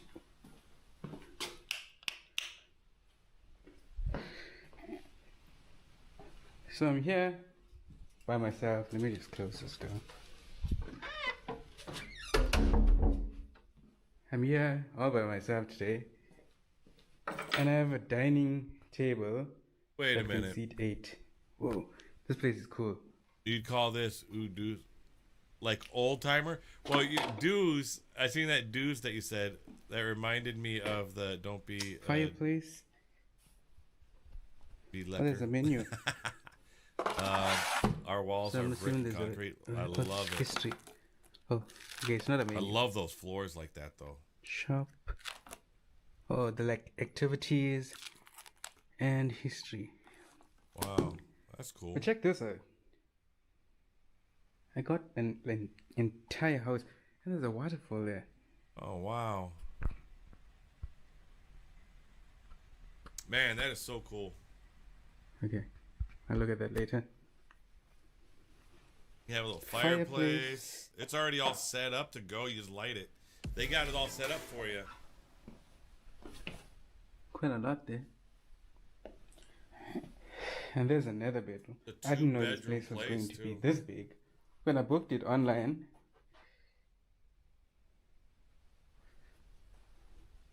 so those are 2 single beds. And there's another bedroom. With I got God's window teed up for after this one. The master bedroom, probably. That is awesome, though, man. And quiet here today.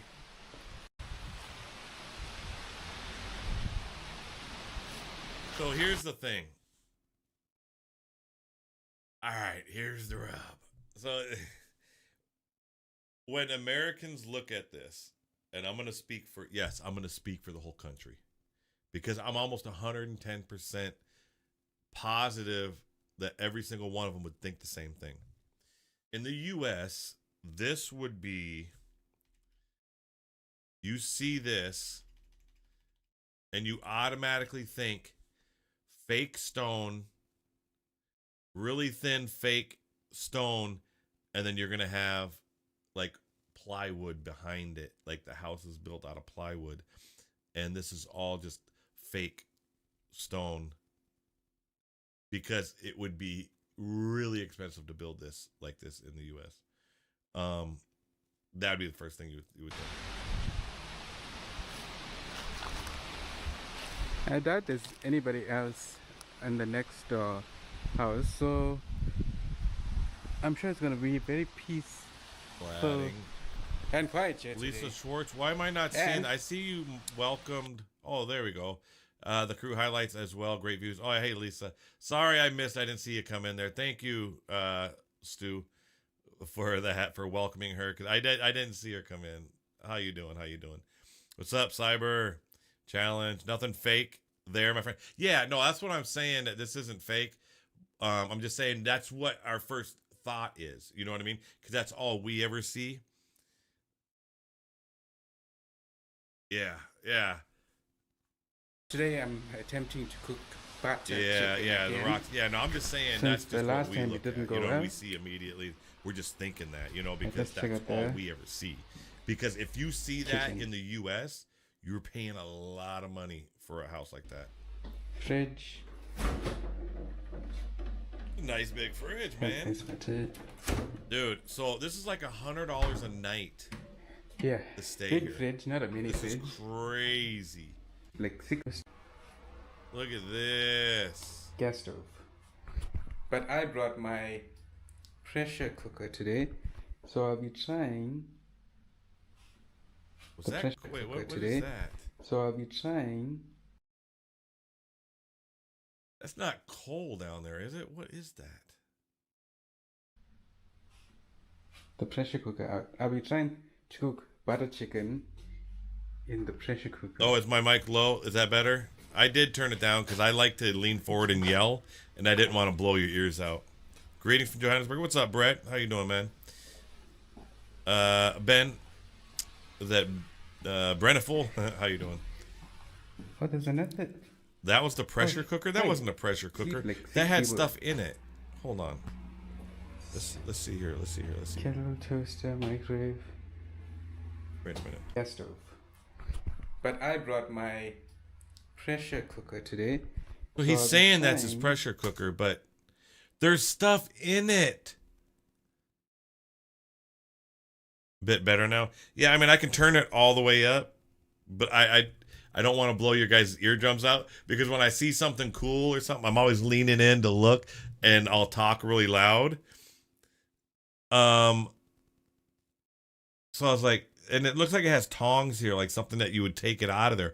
But would you use? Is there something here you'd use coal? Like this to the right? What is this over here on the right hand side? This is the stove, obviously. I mean, would there be something that you'd use coal for? That was a bucket of coal for the right. Is a coal. So yeah, okay. All right. The pressure cooker out. Yeah, there we go. So is this the coal stove? I wouldn't know what to do. It's fine even when I lean in now. Okay. All right. Thank you.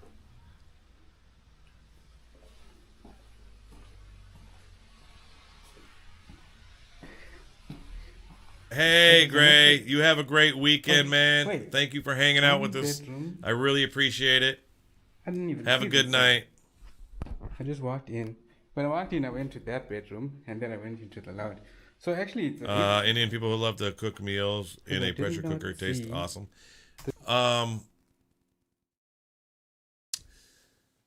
Pressure cooker though. See, I've used like crock pots and rice cooker, you know, the big round rice cookers, but you can buy pressure cookers. Hey, what's up? Hi from Pretoria. How you doing? What would you pay to rent this in the U.S.? Well, it depends. So here's the thing: in the U.S., it depends where it's at. But it would be safe to say, for what you're getting here with the lake and all this all around here, easy double the price. Easy. Right off the bat, it would be an easy double no matter where you're at in the US. And then it could be even more, depending. I mean, you could go up to like 2-3 times the amount. I mean, because there's so much you're paying for. It's not just the room.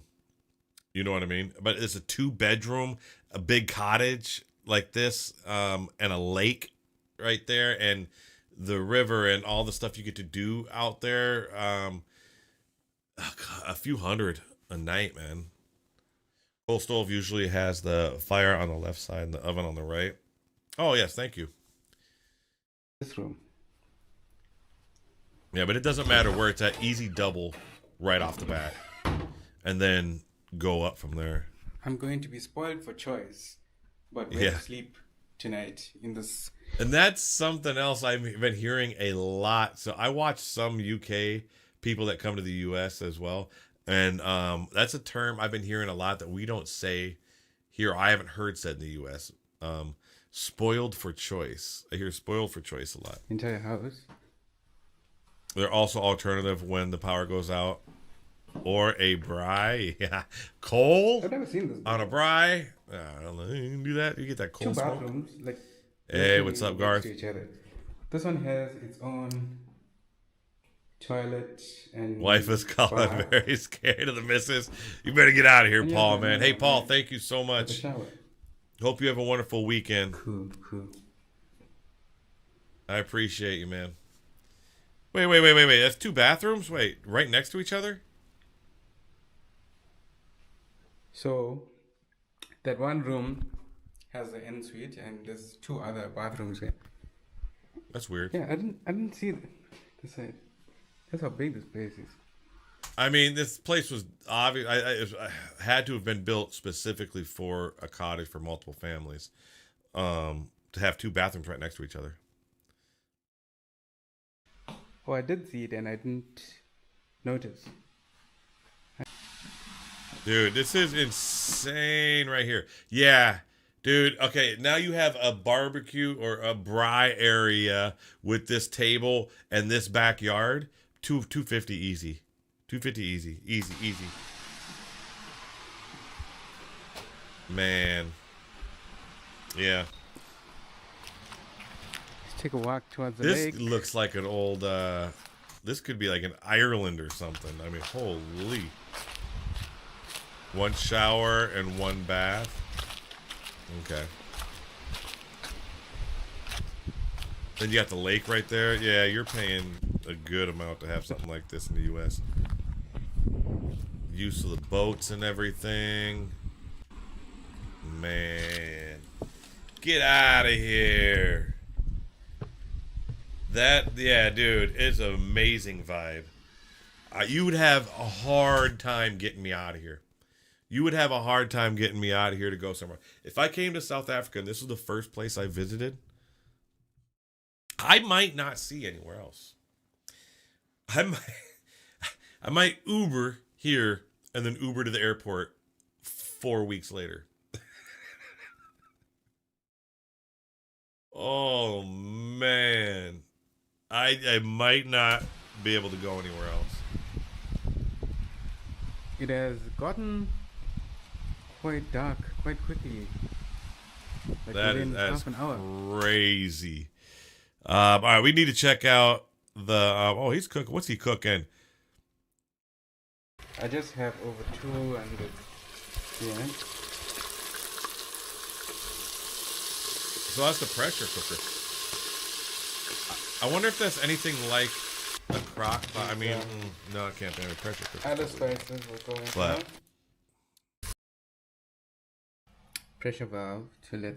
Yeah. So, what's better about cooking with a pressure cooker than a crock pot? Does it cook faster? It's not. Oh man, they got ducks and baby ducks right out there. He made some curry.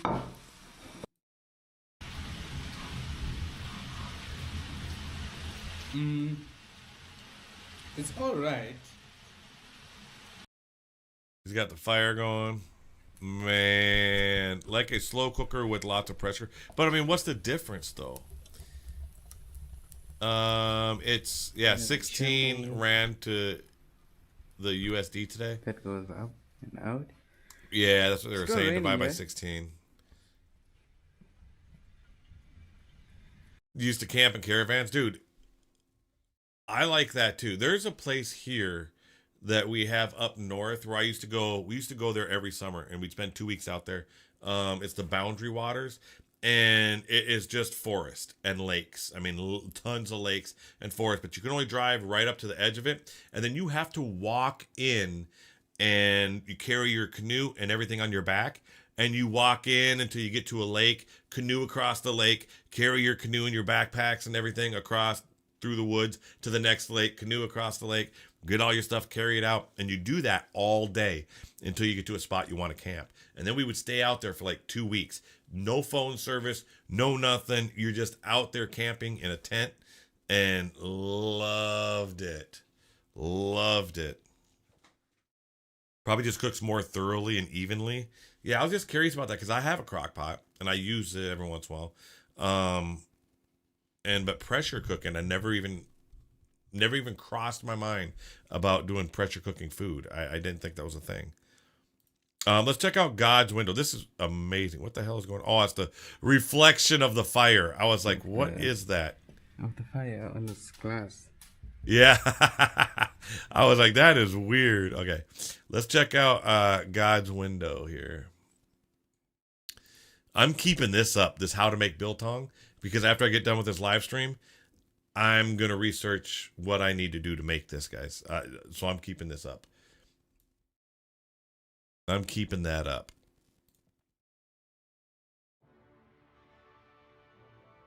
God's window.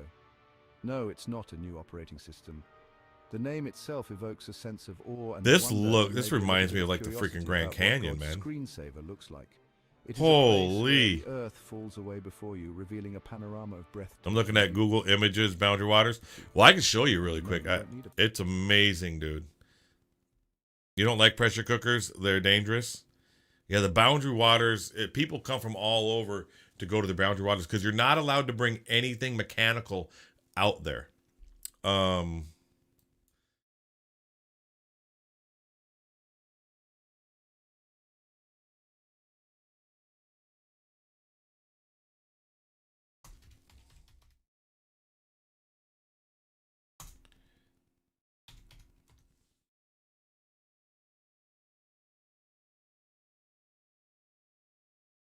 Whenever you go out there, it's just all nature. You're not allowed to bring any kind of motorized anything. You have to just canoe and just hike through the woods, dude. It's freaking amazing. And you're out there. Nobody's around anywhere. I mean, you can yell, scream, whatever for miles and miles. Nobody. See, it's like this right here. This is a good view of it. Close that down. What the hell? No, just gosh dang it. But it's lakes and lakes, and so you're walking. This is a good distance. You canoe across there, canoe across there. Dude, it's amazing. If you just want to get away and get away from technology and all that stuff, man, you just I'm back unharmed. Paul, you're back. You're back. Uh-oh. What happened? Did you trick your wife and be like, no, I got to go do something? What's the suggestion for me? NYT want money? What NYT? What's that? New York Transit? Hence all the canoes. Live first taste sample when you make. Oh, yeah. Well, I might do a stream for it. When I start making, I won't do a stream. Maybe I'll just make a video. I'll probably just do a video, but then do a live stream when I taste it. Walks in the Kruger. That's really wild camping. In the wild bush, guided and escorts. Of course, yeah, I'd definitely be escorted and guided. Holy, because I'd be afraid to be out there because not knowing what the dangers are is pretty bad. Oh, New York Times wants money. Oh, is that what that popped up? I didn't even notice. I'm like, yeah.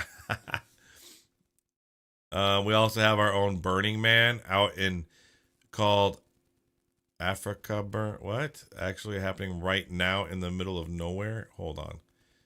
There's got to be a video on this, right?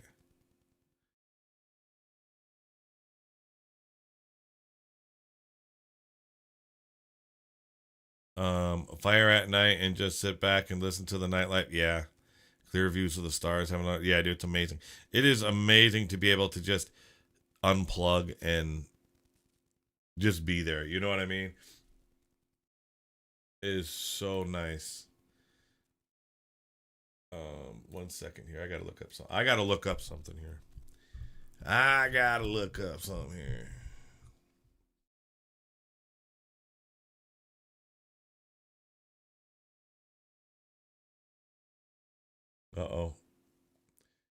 Uh-oh. Did I break the internet?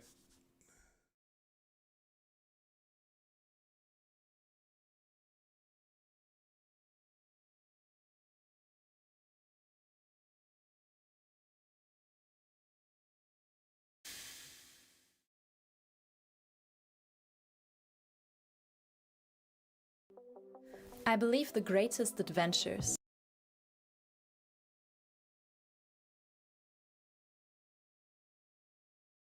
dirt roads. So this is from Story Pioneer. GPS. Soon, you realize that a truly life-changing adventure can't be captured on camera. Yeah, so this is 100%. It's like that. Why I didn't even try.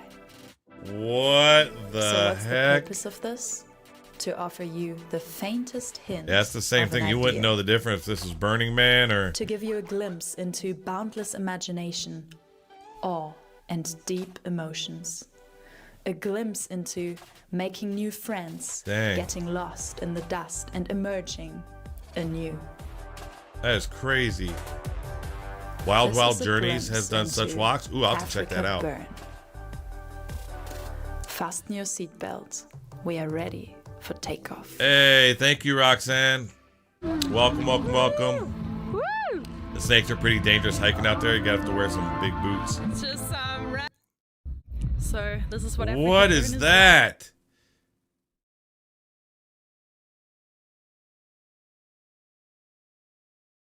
Wait, what is she doing here? This is the ducky place. Ooh. The ducky place. Is that supposed to be like a chakra thing? Oh my god, this is so funny.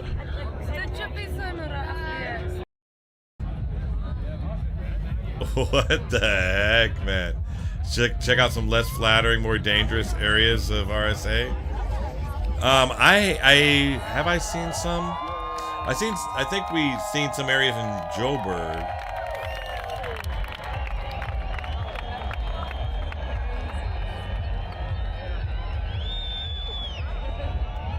Yeah, this is like a Burning Man, yeah. This is exactly the same. From what I know, I've never been to Burning Man or any of that stuff. But from what I've seen... Oh, I'm sorry. It's so big, though. It's crazy. Crazy. God's window here, though, man. This is amazing. Long walk. Yeah, this reminds me of the Grand Canyon here. Province of South Africa, a land of dramatic landscapes and unparalleled natural splendor. And no, you won't find any. The middle of nowhere in northern Karoo there. Oh, that's in the northern Karoo. One feels a profound connection to the immensity of nature. What the hell? Just don't drop your phone. Wow. The vastness of the view is humbling, reminding us of our place within the grand scheme of life, and that we should probably hit the gym. The air is alive with the sounds of nature, the gentle rustling of leaves, the melodic... I mean, the thing is, though, also, you can find bad and less flattering places anywhere. I could show you some really bad areas in the U.S. For me, though, that's not... I mean, what would be the purpose for that? I mean, I'll definitely check it out when when I'm traveling, and I want to make sure where not to go, you know, the best areas to go and visit and stuff. But for me, I'm in search of looking for stuff that is cool, looks really nice, that's amazing, something that interests me, and showcasing that type of stuff, it just doesn't interest me. You know what I mean? That stuff I'll just stay away from. In the US, or if I go overseas to the UK, or if I go somewhere else, I have no interest in any of that stuff. So it's like, I don't know why I wouldn't want to. It's nothing I'd want to just check out. I know it exists, and it exists everywhere. Have I checked out the amphitheater in Drakensburg? I have not. I have not seen that. What's up, Mr. Joe? God's window is on your bucket list. Look at, there's people right down here, all the way down here looking up. Oh, they're probably flying the drone. Like nature's own Spotify playlist. Yeah, this is amazing. Symphony orchestrated by the unseen Fish River Canyon is one of Namibia's. And no, you can't. Namibia's. But God's window is more that looks almost identical to the Grand Canyon. Really? Instagram spot. It is a gateway to adventure, a starting point for explorations into the heart of the Drakensberg escarpment. And just remember to don't forget to add Wild Awake Pie. Oh, that's right. Perfect for those who prefer a leisurely stroll. Is it Wide Awake or Wild Awake? Wide Awake. I can't read. Edge, there is something here for every nature enthusiast. Even if your idea of nature is a potted plant. And for those who prefer to simply soak in the scenery, there are numerous picnic spots and viewing platforms where you can relax and lose yourself in the beauty of your surroundings. Africamp's website. Just watch out the ants. I second the amphitheater vote. The whole mountain range really. Oh, look at that! Is that? Wait a minute. That is an amazing shot. If this is not AI generated. Maybe take a selfie or two. Breathe in the that's freaking looks amazing. Allow yourself to be captivated by the sheer majesty of this extraordinary place. I'll look at the amphitheater here in a second. Let me. This is nature at its most awe-inspiring. Let me into the very soul. Where was amphitheater in Drakensburg? And a reminder Let me just highlight that. Copy that. The best views are free. Reaching God's. Man. Oh, dude, she's just sitting on the top of this rock, just chilling.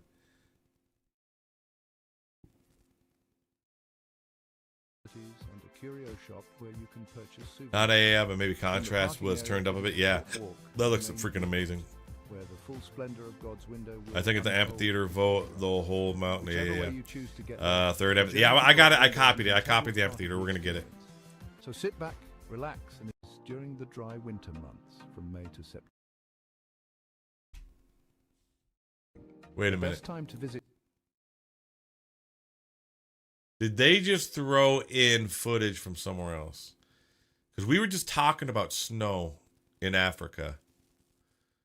But is this Africa? God's window is during the dry winter months from May to September, when the skies are clear and the visibility is at its peak. The early morning. I think this is some footage from somewhere else. I think they threw some footage in there. We're going to check it out. We're going to check something out here. Hold on. Hold up. Wait a minute.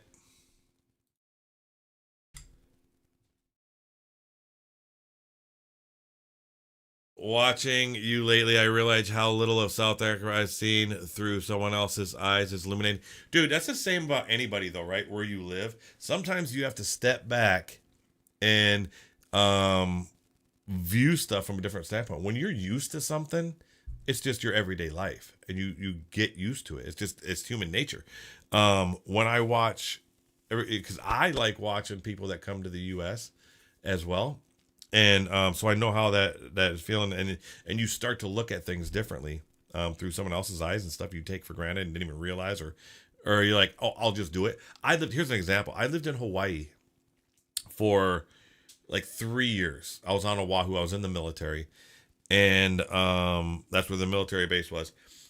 And I wanted to go over to Maui. We were like, okay, and I was married, and we were like, we're going to go to, when we went to Hawaii, when we were first moving there, we're like, oh man, we're going to travel. We're going to go to the Big Island. We're going to go see the volcano. We're going to go see Maui, all this stuff. Well, we're there. I was there for 3 years, never left the island.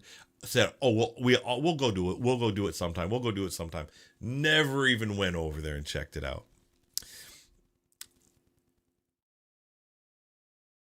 Is my volume low? I'm all the way up. My peak is going. What's going on? Are you guys able to hear me all right? Yeah, that's the snow. Holy shit. I think, Patrick, you might have your stuff turned down a little bit low. Is my audio messed up? Let me know if that's the case.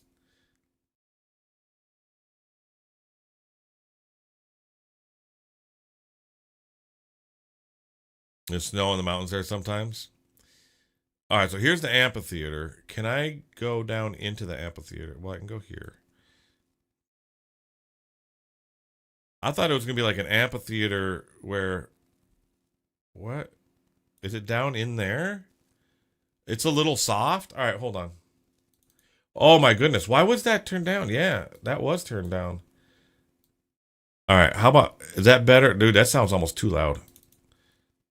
It was down 6 decibels. I don't know why. Patrick's still high. He can't hear you from way up there. It's like, Patrick! Yeah. Audio's 100% there? All right. All right. Just want to make sure. I don't want to be wasting, making it harder. But anyway, so is this it? Like, wow. What the heck are all those lines? What the hell? What the hell? Damn it, Bobby. That's an amazing freaking view. That is an amazing view.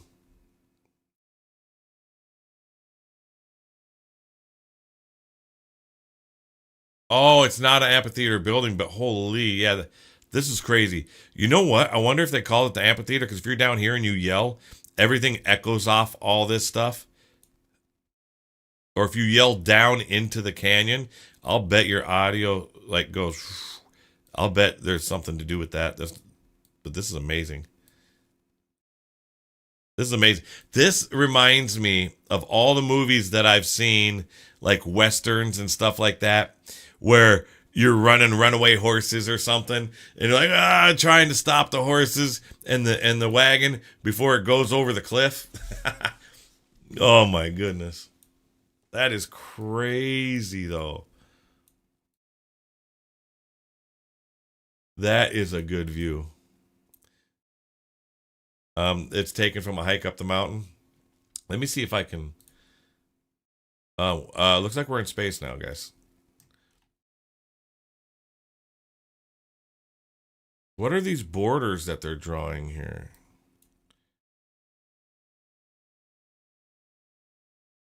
I don't understand what this is. Is that a road or like a hiking path? What? It must be a hike. Oh, wait, no. Is this the border of South Africa? Wait a minute.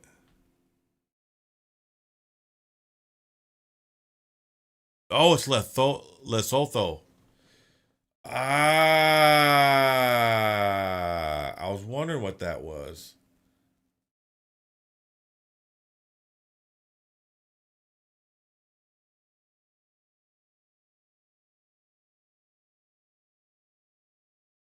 The stampede from the Lion King. Yeah. Right, Roxanne? Yeah. Do you think that it's already 2020 here in RSA and it's only 13? Yeah, it's only 1:30 here. That's why I started way earlier at like before 11 because I knew you guys, it'd be getting late over there. Wow, that is awesome area though. Crazy. What is this?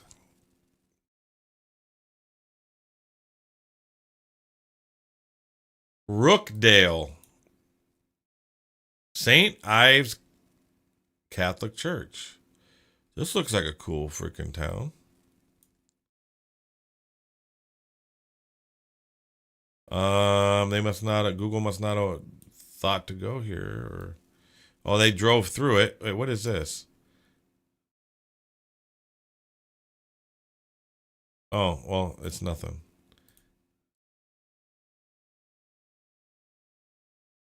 Oh, it's the Amula store. I thought that was a spot you could... Let's check it out, though. I do want to check that store out. This is a farming community, right? Well, that was weird. Let's try that again.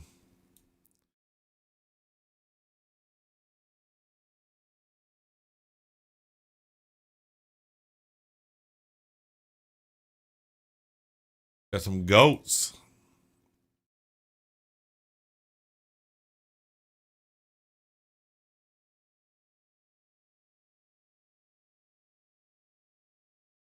say Lesotho? Is it Lesotho? Lesotho. I'm from Minnesota, Roxanne.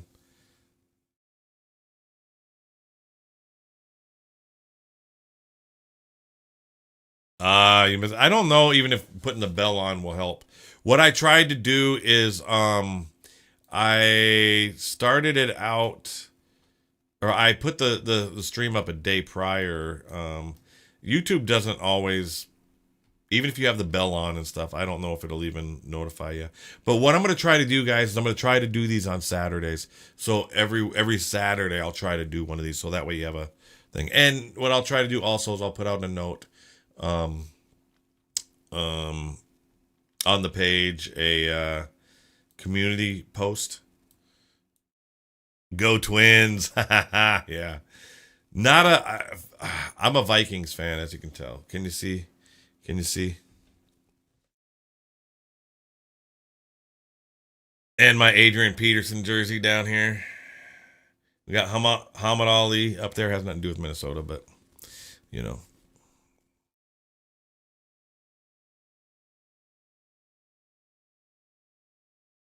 I'm a bandwagon person with the Minnesota sports when it comes to baseball and when it comes to hockey. If they're in the playoffs, I'll get on it.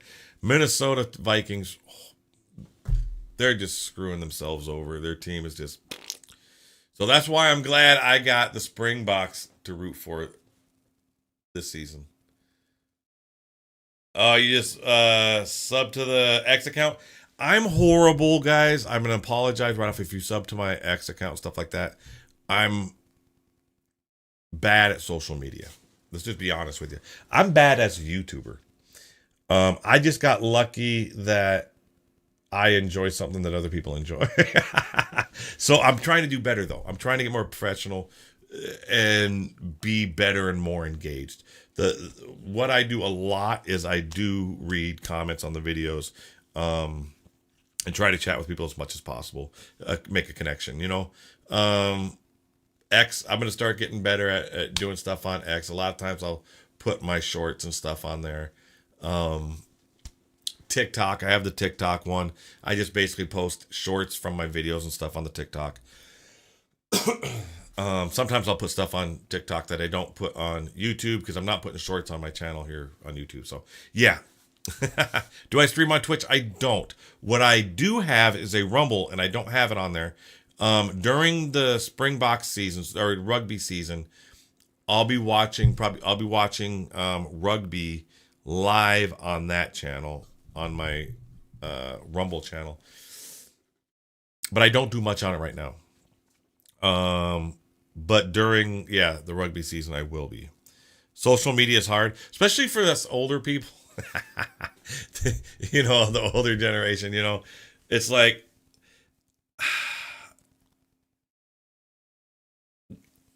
I don't know. I'm gonna go on there. Most people go on there and complain, right? I mean, and you're just scrolling through people bitching about something. And so it's like I don't want to just get on there. What am I gonna post? You know, other than, hey, hope everybody's having a great day. You know, I'm doing this, blah blah blah. You know, stuff like that. So it's like, how do you really do? You know. Just use it for letting people know what I'm doing, what's going on with my channel and stuff like that. I don't know. When the Springboks or when rugby comes out, I'll be posting a lot more stuff because I'm like, yo, did you see this? Did you see that? Stuff like that. But making my own biltong video, it'll go viral. Well, I'm going to do some when I get off this video right here. When I get done with this live stream, I have this video queued up right here. And I'm going to be doing me some research. 110%. I will be doing that. Yo, let's go, Trevor. Let's go, man. Thank you, man. I appreciate you, brother.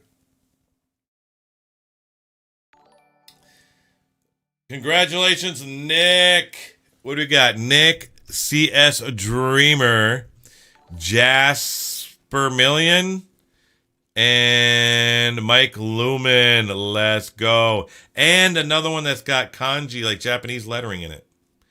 I don't know what that's about. But thank you, man. Thank you.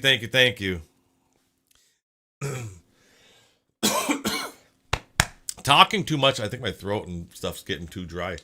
But I'm definitely going to make that biltong. I don't know how long it'll be, like when I'll be able to do it. But I'm going to research it right after I get off the live stream here. I didn't know it was something I could just do like that. I thought I had to get a dehydrator and all that type of stuff. Because how does the meat not go bad just by letting it dry? I am at the age where I start to understand why my parents felt like when the world started going too fast. Yeah. It's like, oh my goodness.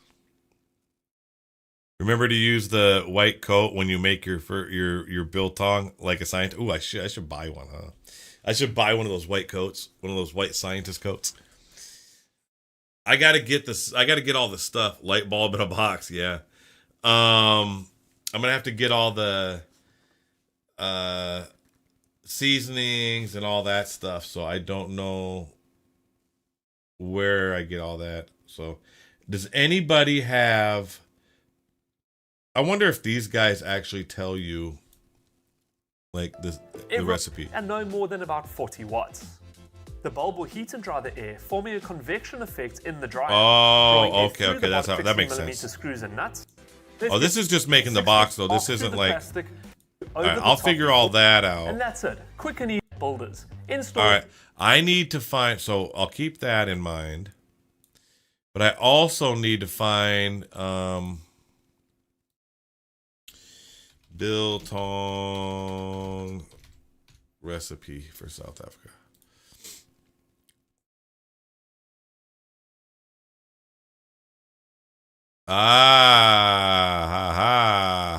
I think I watched this one. Did I do a video on this one? I don't think so. There are so many recipes out there. Yeah. But I need to get the basics, you know, at least. So if you've never tried biltong, my greatest sympathies. If you're here to learn how to make it, or beef for that matter, biltong comes not so secret anymore. Free.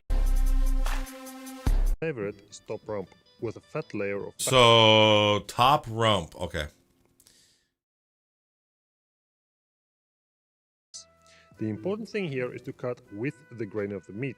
That's because when it's done, we have to put it down in the description. While you're down there, you have a luscious life, then flaky salt all you want.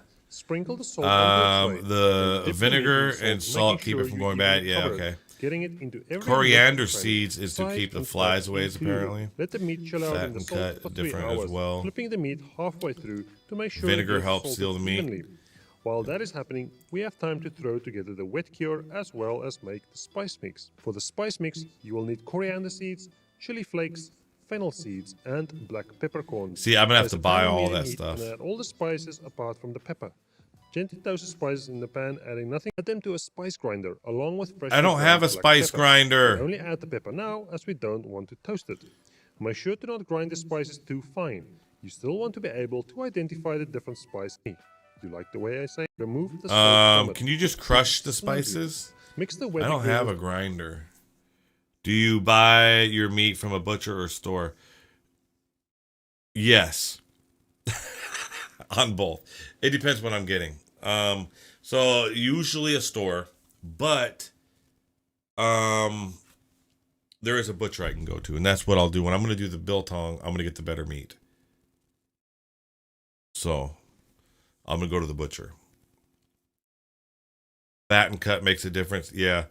I wonder. I'm going to do some research and see if there's... All right. I'll figure it out. I don't know when that's going to be coming because I'm going to have to do a bit of research and I might have to order some stuff. Like I might have to order a freaking spice grinder. Can I just crush it? I mean, just smash it up? Yeah, the butcher can give you the right cut. Well, I mean, if I go into the butcher here and I say, hey, I'm looking for cuts of meat for biltong, I don't know if they're going to know what the hell I'm talking about. You hunt once a year for your biltong and the drawer wars. Drawer war. I can't say. I can never say that. That's awesome.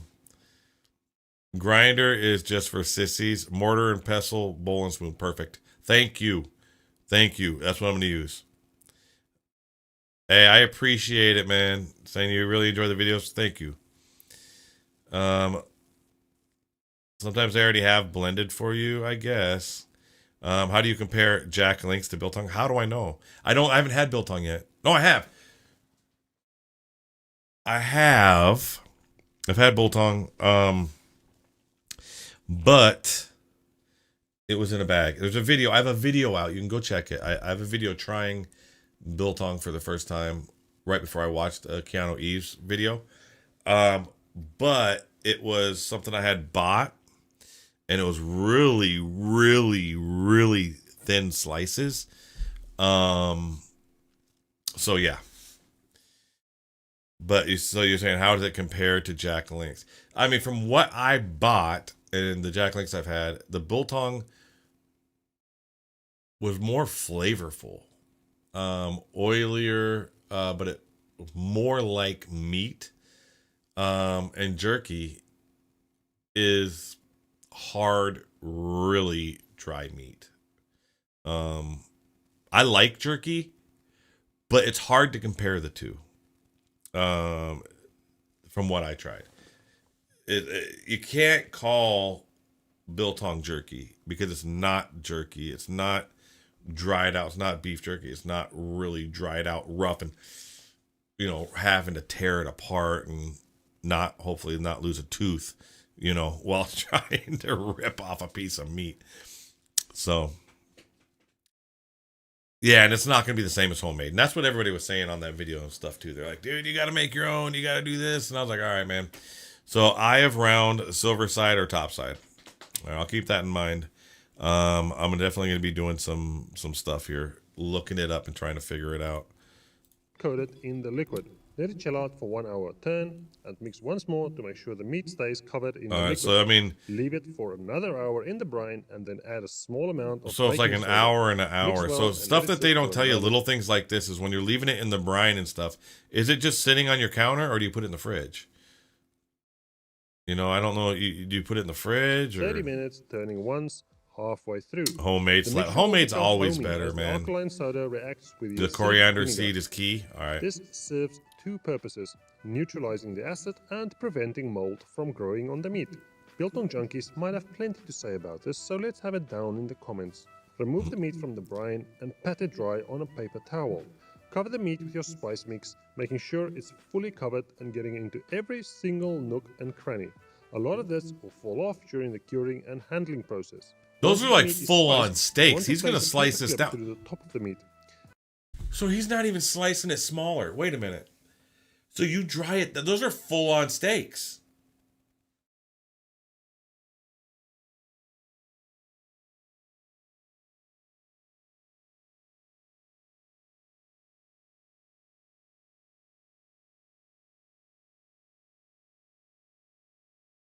Pants down, aprons on.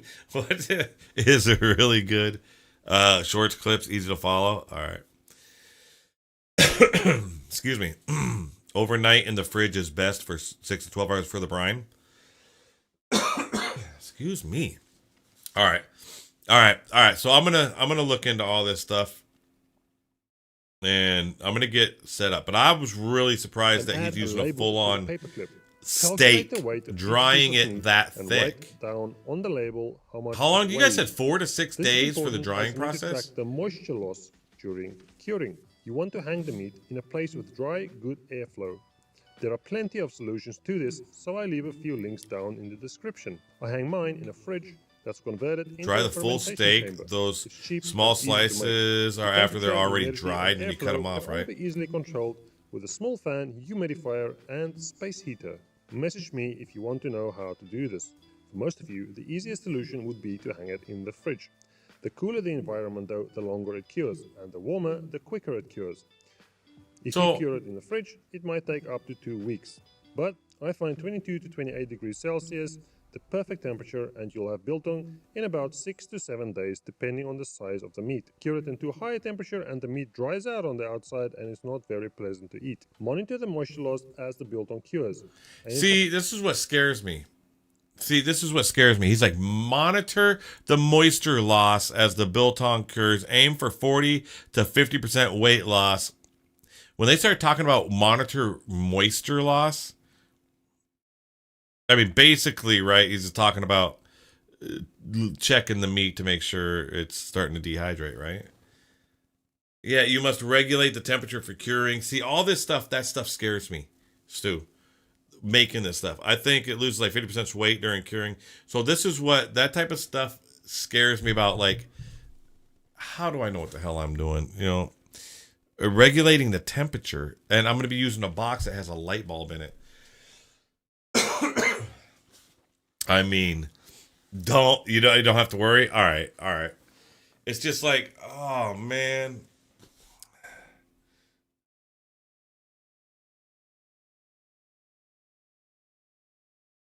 The grain. Oh, it looks so good though. Breakfast, lunch, dinner. Because I'd be scared about eating something. So if he gave me that, I'd eat it in a heartbeat. But if I made that myself, I'd be like, dude, am I gonna get really sick from this? Find a video how to build a biltong box. The FDA would come for you if they see how we try biltong light bulb fan. Yeah, I know. That's what I'm saying at any temp. Some like it softer, some like it more dry. Yeah, everybody got their own flavor and taste on that, I'll bet. I'm so happy you are covering rugby in South Africa, dude. I'm excited about it. We all have to start somewhere. As Nike slogan says, just do it. Just do it, right? We got to just do it. Oh, over this way.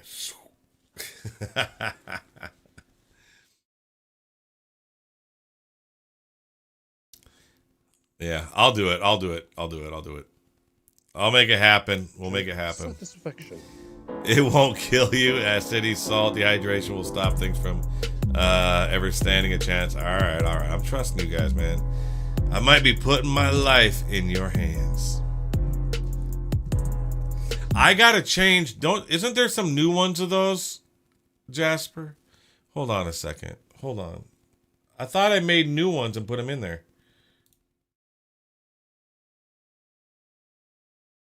I thought I made some rugby ones too. Hold on. Those are the only two in there? What the hell? All right. I apologize. I'll have new ones for the members. All right, guys? I'll have some new ones for you guys. I swear I made some and put it in there. I don't know why it didn't. I'll get you guys some new ones, all right? I'll get some Springboks ones and some other stuff to put in there. Get some SA flags, maybe some other stuff as some of that. What's my favorite cut of meat, steak, and how do you eat it? Rare or medium? I like it. It used to be. I'm going to offend a lot of people maybe in the beginning here, meat people. I used to like it well done. When I was younger, it's funny how I got older, what I like changes. I used to like it well done. Then the older I get, the more rare I actually like it. It's weird. Favorite cut of meat?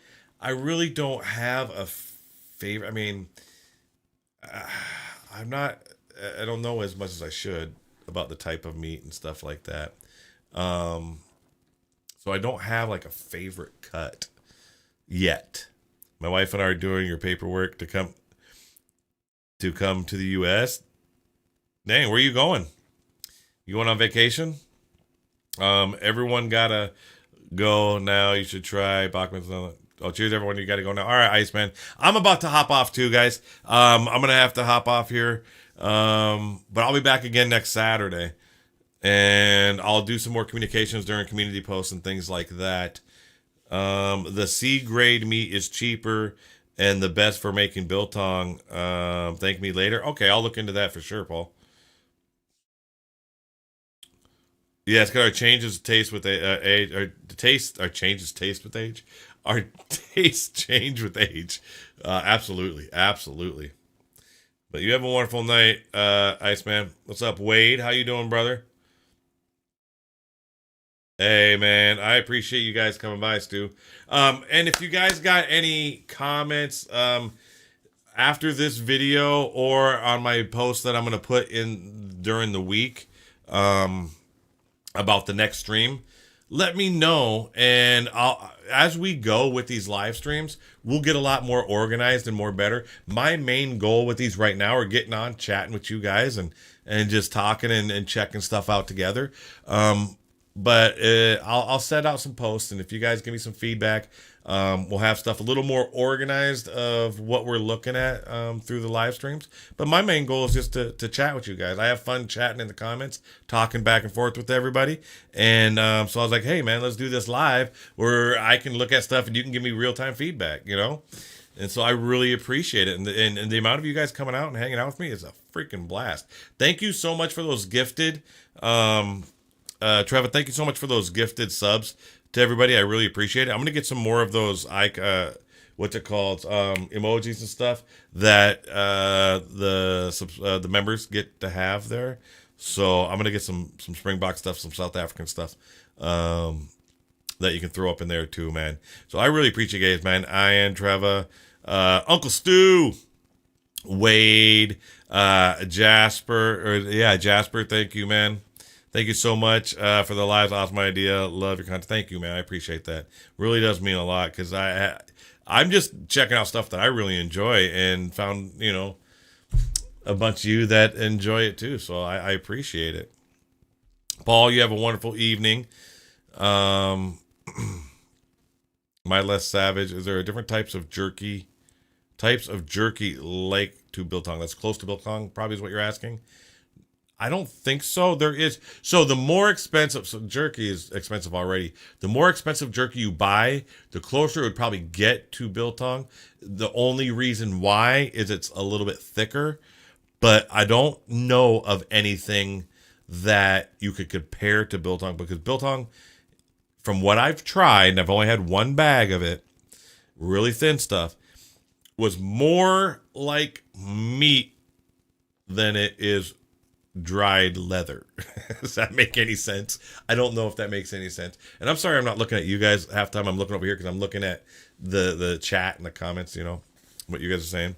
But no, I appreciate you saying, hey, CS Dreamer, man, saying thanks for spending time with us. I thank you for spending time with me.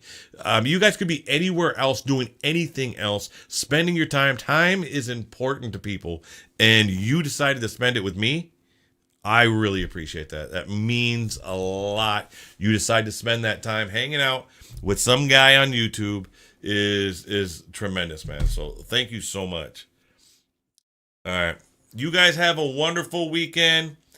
Archie, have a great rest of your day, and cheers everyone else. Yes, thank you so much, Archangel Kid. I appreciate you guys. You guys are all amazing, and I will see you again soon. Have a wonderful weekend. Bye.